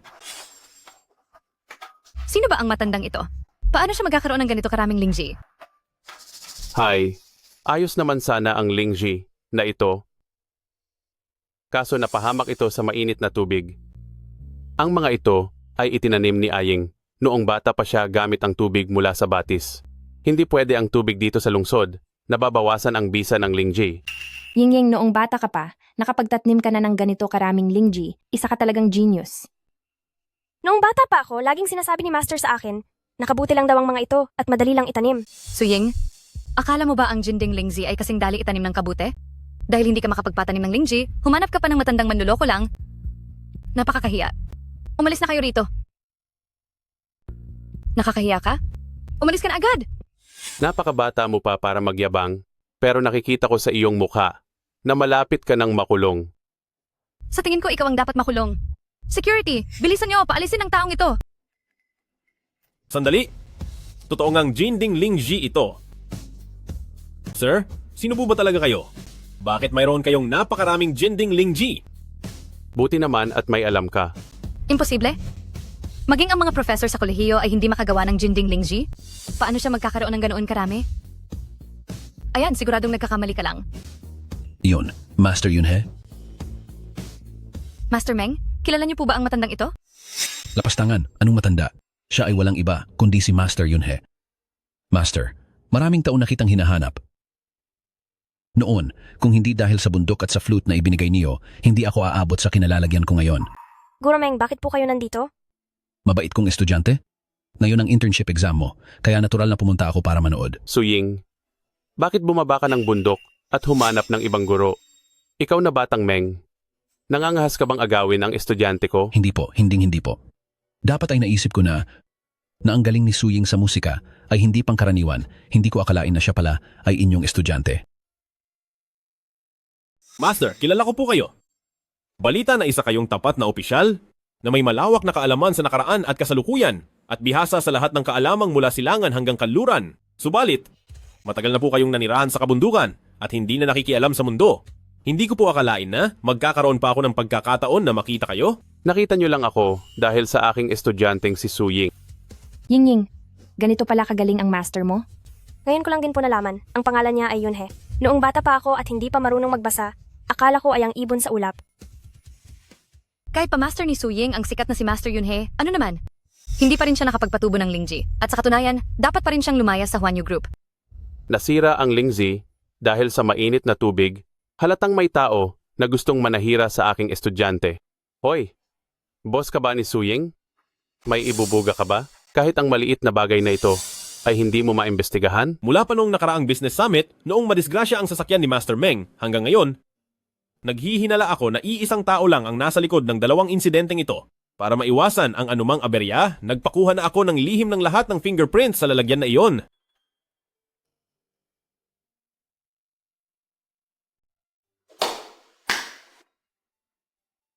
Assistant Joe, ang resulta ng fingerprint test ay lumabas na, di ba? Ayan, hindi naman ganun kabilis yon. Mukhang masyado yatang concern si Director Lin. Hindi naman. President Ang, resulta ng fingerprint detection ay lumabas na po. At sa dalawang insidente, ay nakita ang mga fingerprint ni Director Lin. Tumawag na po kami sa 911. Lin Yuru, mayroon ka pa bang gustong sabihin? Ano? Sa sasakyan ni Mr. Meng nung araw na iyon, si Director Lin pala ang may gawa. Totoo ngang hindi mo makikita ang tunay na kulay ng tao sa labas lang. Huwag niyo akong pagbintangan ng mali. Ayan, ang tagal na nating magkakilala, hindi mo pwedeng gawin ito sa akin. Walang silbi kung sa akin mo yan sasabihin. Itira mo na lang yan sa korte. Suying, masamang babae ka. Inakit mo si Chengyan. Huwag mong isipin na porket na ilayo mo ako sa kanya, ay makukuha mo na siya. Pagbabayarin kita. Assistant Joe, ilayo nyo na ang baliw na babaeng ito. Suying, makakatanggap ka rin ng ganti. Suying, pati ang amo niya. Halikayo at mag-usap tayo. Ying, buntis ka ba? Guro, dala ni Suying ang aking anak. Kasal na po kami. Kasal na? Ang asawa mo ay nasa sarili mong kumpanya, tapos ay hinahayaang mabitag ng ibang babae, at hindi mo pa inaanunsyo ang relasyon nyo? Ang galing mo talaga. Guro, ako po ang may ayaw na ipaalam ni Chengyan ang lahat. Natatakot po kasi akong gawa ng chismis ng mga katrabaho ko. Sismis ng mga katrabaho? Ayusin mo ang mga katrabaho mo. Parang wala akong naituro sa iyo sa loob ng maraming taon. Guro, mabait at simple lang ang kalooban ni Ying. Kaya wag niyo na po siyang pahirapan. Ngayon alam mo na kung paano siya protektahan? Nasaan ka kanina? Tama. Si Ying ay ang aming pinakamahalagang kayamanan. Kailangang protektahan mo siyang mabuti, bata ka. Nagkulang po ako sa pagkakataong ito. Mula ngayon, hihigitan ko pa ang pagprotekta kay Ying. Kung ganoon, yung 3 beses na sahod ko, tuloy pa rin ba? Siyempre, mukhang pera ka talaga. Aba, mukhang pera talaga? Naku, sa sobrang tamis baka masira ang mga ngipin ko. Haha. Hay naku, Euro. Lumabas na tayo, kaya wag ka nang umiyak. Ano bang alam mo? Akin si Ayan. Kasalanan ito ng Suying na iyon. Tama, kasalanan niya talaga. Dahil sa kaniya, ang yaman ng pamilyang Lin ay nabawasan ng kalahati. Ang pera, kayang-kayang bawiin niya ni Papa. Ipagluluto ka ni Papa ng sabaw. Huwag mo nang saktan ang sarili mo sa kaiiyak. Hay. Masyadong pinoprotektahan ni Chengyan si Suying. Malamang ang bata sa tiyan niya ay kay Chengyan. Hindi pwede. Kailangang may gawin ako para mawala ang batang dinadala niya. Hello, HR Zhao? Imbestigahan mo si Suying para sa akin. Opo. Walang ama. Ibig sabihin ay single parent siya, di ba? Manang Security, mayroon ba rito sa kumpanya nyo na ang pangalan ay Suying? Nandoon lang siya. Xiaoying. Xiaoying. Xiaoying. Sa wakas, ay nahanap na kita, anak. Pinuntahan ko na ang lahat ng sulok ng baryo nyo. Doon ko na lamang nagtatrabaho ko pala rito. Xiaoying, nagkasala ako noon sa iyo at sa iyong ina, pero may dahilan ang lahat ng iyon. Kayo, totoo ba kayong tatay ko? Mahal na mahal namin ang isa't isa ng iyong ina noon. Pero dahil may nakabangga ako, ay ginantihan nila ako at pilit na pinagtrabaho bilang isang laborer kaya tuluyan akong nawalan ng balita sa inyo. Pagkatapos noon ay sinubukan ko kayong hanapin. Pero mula sa dati ninyong baryo ay lumipat na pala kayo. Matagal ko kayong hinanap bago ko nalaman kung saan kayo nakatira. Kayo? Talaga bang kayo ang tatay ko? Nalaman ko rin na wala na pala ang iyong ina. Xiaoying, humihingi ako ng tawad sa inyo ng iyong ina. Naging mahirap ang paglaki mo at hindi ko man lang siya nakasama bago siya nawala. Tatay! Alam ko pong hindi niyo kami iiwan. Xiaoying, parang ang sikip ng dibdib ko. Hindi ako makahinga. Ang sakit. Halika, dadalhin kita sa ospital. Wag. Mahal sa ospital. Dalhin mo na lang ako sa maliit na klinika. Kilala ko ang doktor doon at alam na niya ang kondisyon ko. Sige po, doon na tayo pumunta. Sino kaya ang taong iyon? Bakit sila magkasama ni ate? Kailangan ko siyang puntahan. Kilala ko ang doktor na ito. Hindi na kailangan magbayad para sa check-up. Doktor, pakitingnan po ang tatay ko. Sumasakit po ang dibdib niya.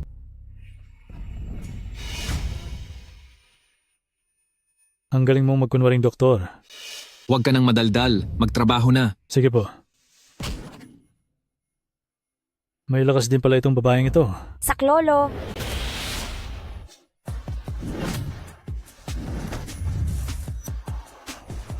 Sister-in-law. Tingting? Sister-in-law, ang masamang taong iyan ay gusto pang saktan ang tiyan mo. Dapat siyang pagbayarin. Wag. Hindi ko kayang gawin ito. Ako na ang gagawa. Kuya, tinatakot mo si sister-in-law. Hindi ba tinatakot mo rin siya sa pagpapapunta sa kanya rito? Magkaiba tayo. Tinuturuan ko siya na huwag magpaapi sa ibang tao. Pakiusap, takpan niyo po ang mga mata at tainga ng misis. Ako na po ang magtatanong sa kanya. Sister-in-law, huwag kang matakot. Magsalita ka. Sino ang nag-utos sa iyo? Wala. Wala nagutos sa akin. Sige, sasabihin ko na. Magsasalita na ako. Ang anak ni Pamilyang Lin na si Lenyuro. Sinasabi ko na nga ba, siya na naman. Assistant Zhao, dalhin siya rito para pagbayarin.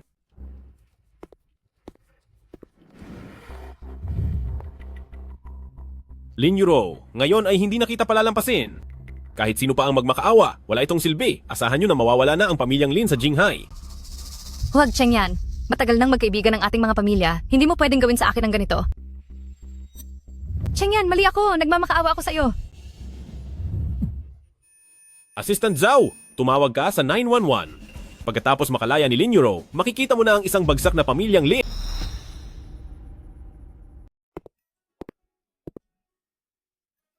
Anong nangyari? Nagulat ka ba? Wala lang ito. Kung hindi dahil sa akin, siguradong nagkagalit na kayo ni Lin Yuro. Ayos lang sa akin kung magkagalit kami. Bakit mo ba ito iniintindi? Hindi ba siya ang kaisa-isa mong minahal? Kanino mo naman nalaman niyan? Sa'yo. Sa pagitan ng mga pahina ng libro mo, may litrato siya roon. Noong nag-aaral pa kami, humiram siya sa akin ng libro. Mula noon, hindi ko na uli binuklat iyon. Hindi ko akalaing nag-iwan siya ng litrato sa loob ng libro ko. Itatapon ko na ang librong iyon. Mula ngayon, huwag ka nang gumawa ng kwento sa isip mo. Kung may tanong ka, tanungin mo lang ako. Kasalanan ko ang lahat. Kung hindi sana, dahil akala ko siya ang tatay ko, hindi mangyayari ang lahat ng gulo na ito.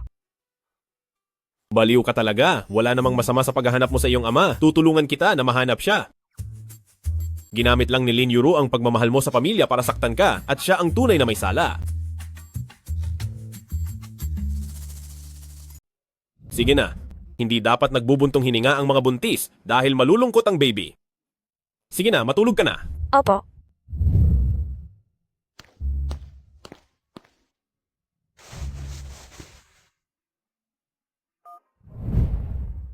Assistant Joe, gamitin mo ang lahat ng paraan. Sa loob ng 3 buwan, hanapin mo kung nasaan ang tatay ni Su Ying.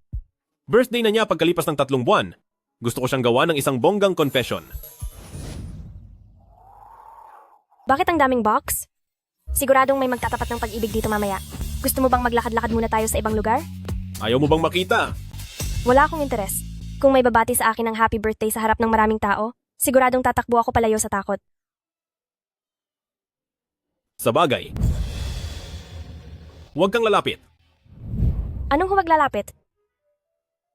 Assistant Joe, alam ko na, magtatapat ka kay Lisa ngayong araw, pero masyado ka namang magastos sa ganito. Dapat gumaya kayo sa amin, yung simple at praktikal lang. Sige, maghanda ka na. Opo. Halika.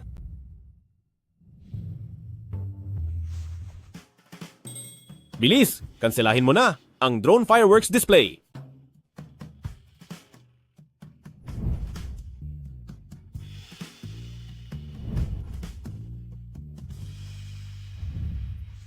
Itong si Assistant Joe, kung gusto niyang umamin, sayang naman masyado. Oo nga. Ginoong Fu, ito na po ang in-order ninyong cake. Akin na. Gusto mong kumain ng cake? Baliw, birthday mo ngayon, nakalimutan mo ba? Paano mo nalaman na birthday ko ngayon? Huwag mong sabihin ang mga regalong iyon ay... Hindi sa akin yan.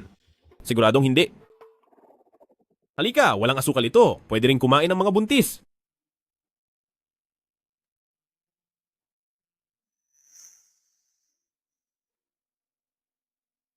Bakit sa cake na ito ay mayroong singsing? Siguro ang gumawa ng cake ay nakalimutang alisin yan. Ganito na ba kayaman ang mga gumagawa ng cake ngayon? Kaya nilang bumili ng ganitong kalaking singsing na may brilyante. Ganun talaga sa cake business, malaki ang kita. May punto ka. Paano kung ibalik na muna natin ang singsing sa kanila? Baka nag-aalala na sila ng husto.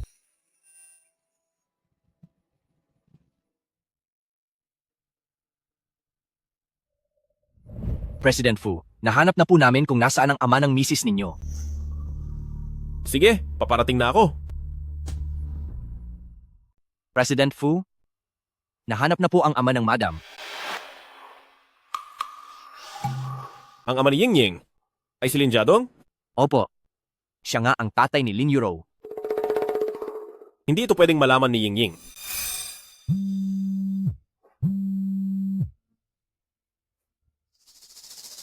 Sige, pupunta na ako riyan agad. May problema sa isa sa mga business partner? Kailangan na nating pumunta roon ngayon. Masusunod po.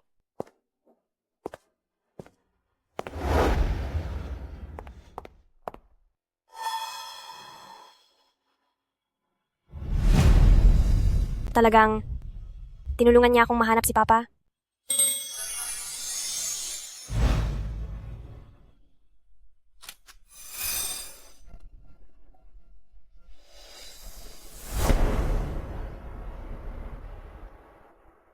Mama? Bago ka man nawala ay siya pa rin ang iniisip mo. Isasama kita para puntahan siya, okay ba iyon?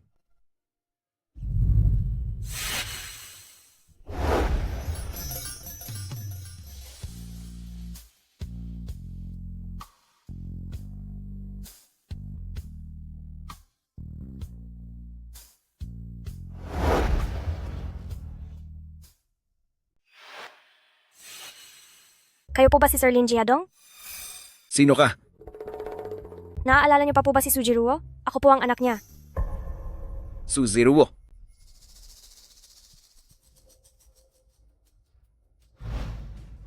Si Sujiruo, wala po ba talaga kayong matandaan? Ah, Naalala niyo na po ba? Ako po ang anak niya. Pa, sino ang naghahanap sa inyo? Ikaw, kayong dalawa. Ay magama? Oo, tatay ko siya.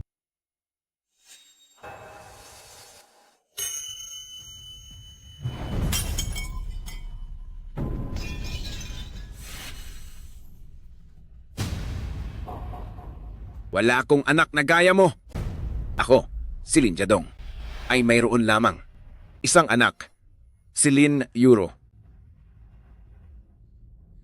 Kung ganoon, bakit mo kami pinabayaan noon? Kailangan pa bang itanong yan? Ang tatay ko noon ay naging asawa sa pamilya ng pamilyang Lin, pinalitan ng apelyido niya ng Lin para maging kabilang sa aming pamilyang Lin bilang isang mayamang manugang. Kailangan pa ba namin ng gaya mo? Kaya? Ibig mong sabihin ay dahil sa kanila? Kaya mo kami itinakwil? Anak mo rin naman ako. Ang pamilyang Lin, ang isa sa pinakasikat dito sa Jinghai noong panahong iyon. Samantalang ang nanay mo na si Suziruo ay wala namang pinag-aralan na taga-bukid lamang kung sa normal na tao. Alin sa dalawa ang pipiliin niya? Kung ganoon, bakit mo ako naging anak? Bakit mo nabuntis ang nanay ko? Kasalanan iyon ni Suziruo. Napakahina niya. At wala na akong pakialam doon. Ha?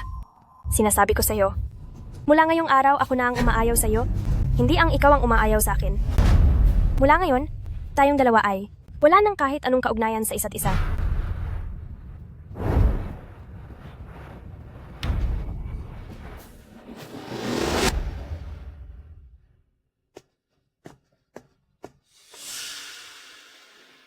Nasugatan ang kamay mo?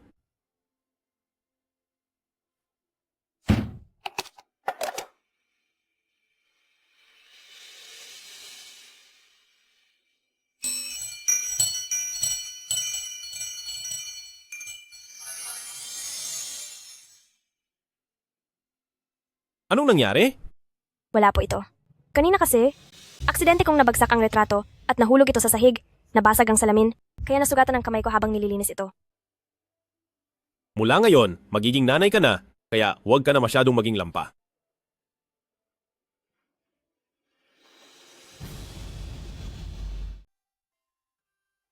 Heto, kain na. Wala po akong gana. Paano naman yan?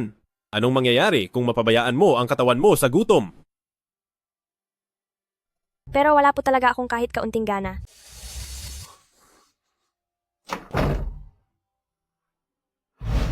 Yingying darling ko, nabalitaan ko mula kay Chengyan na nitong 2 araw ay wala kang gana kumain. Kaya sinadya kong pumunta rito para ipagluto ka ng paborito mo. O ayan. Salamat po.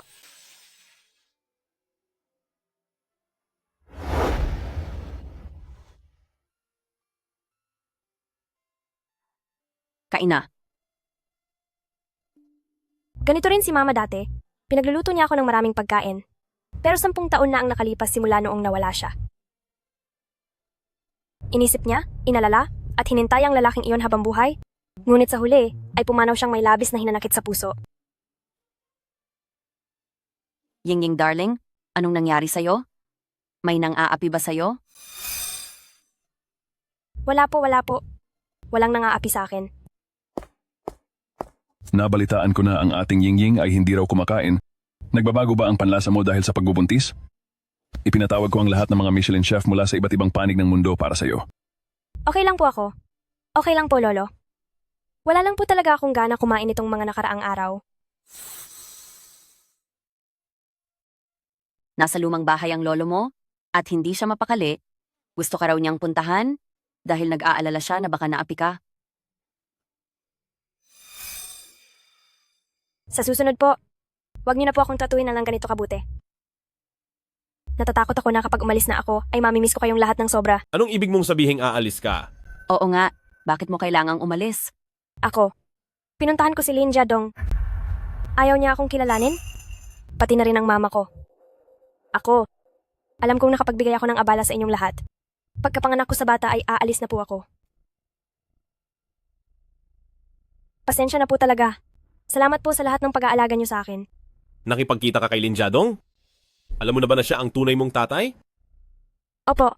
Ang Lin Jiadong na iyon, siya ang tunay na ama ni Yingying? Walang nagpapaalis sa iyo sa pamilya Fu. Ang Lin Jiadong na iyon ay hindi karapat-dapat na ituring na pamilya.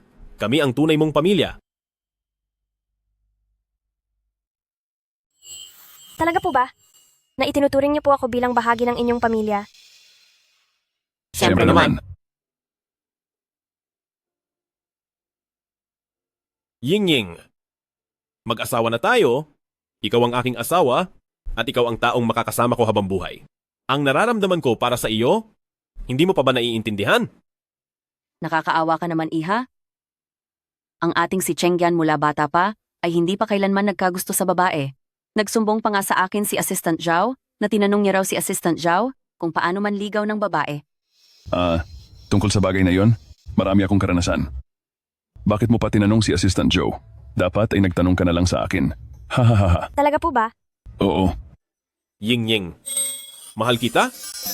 Mula noong unang beses kitang makita, ay hindi ko na mapigilan na mahalin ka. Sa pagtitipon bukas, ipapaalam ko sa buong mundo na ikaw, Su Ying, ay ang asawa ni Fu Chengyan.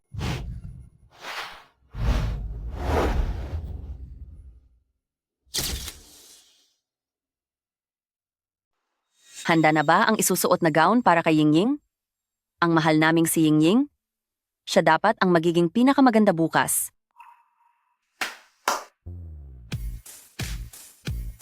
Ang damit na ito ay mula sa Paris Fashion Show. Ito ang pinakabagong high-end gown po.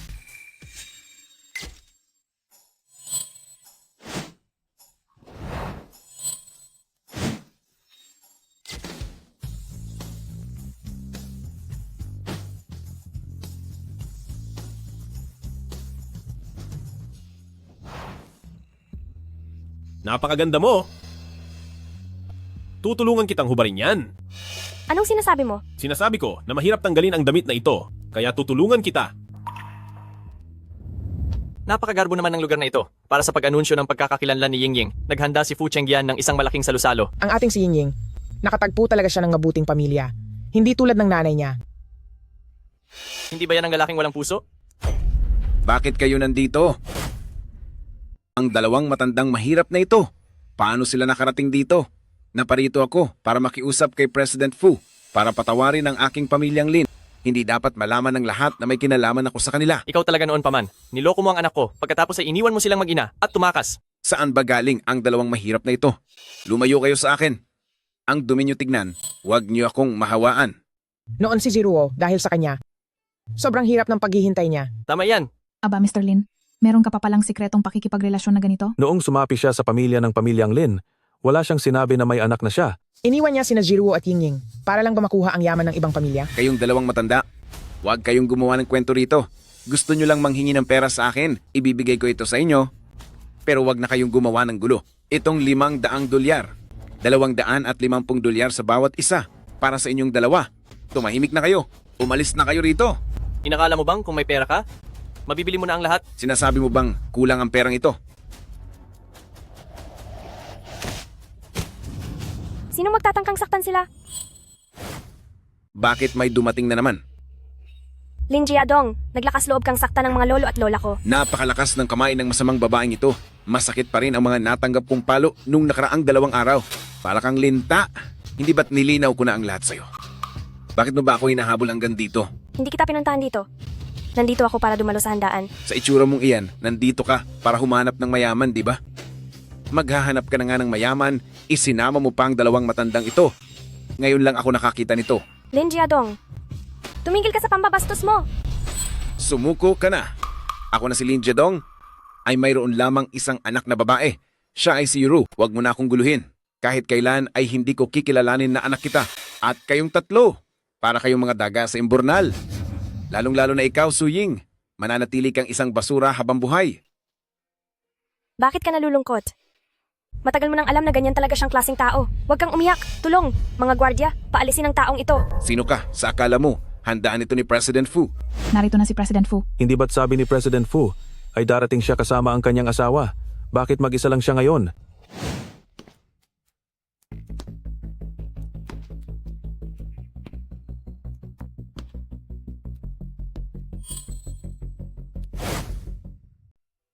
May ipapakilala ako sa inyong lahat. Ang babaeng ito ay ang aking asawa, si Su Ying. Ang batang babaeng ito ay asawa ni President Fu?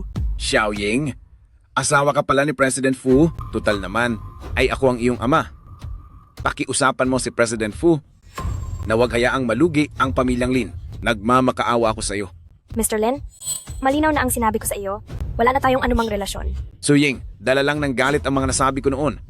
Ngayon ay ako na lang ang kaisa-isa mong kamag-anak. Ako ang pamilya ni Su Ying. Sino ka ba? Sa akala mo? Su Ying, kahit ano pang mangyari, ako pa rin ang tunay mong ama. Wala kang utang na loob na anak. May gana ka pang saktan ako? Ikaw na lalaking walang paninindigan. Ang 2 sampal na ito ay para sa anak ko. Ito naman ay para sa asawa ko. Si Lolo, ang galing ng ginawa niya. Umalis ka na rito. Layas. Sa inyong lahat, ngayong araw ay may gusto akong gawin.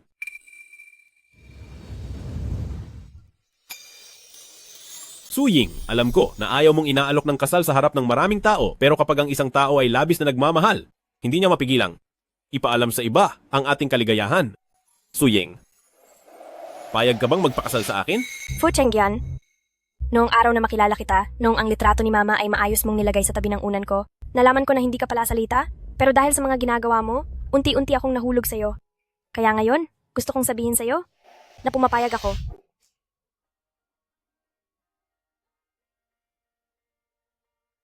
Bukod doon, may gusto pa akong i-anunsyo. Simula sa araw na ito, ibibigay ko ang kalahati ng shares sa Huanyu Group kay Su Ying. Alam kong ayaw mong maging asawa lang ng isang mayamang tao. Kaya naman simula ngayon, ikaw na ang President Su. Magandang araw po. Ang makilala ka nung gabing iyon ay ang pinakamagandang tadhana na binigay sa akin ng langit. At ang pinakamagandang nangyari sa buhay ko.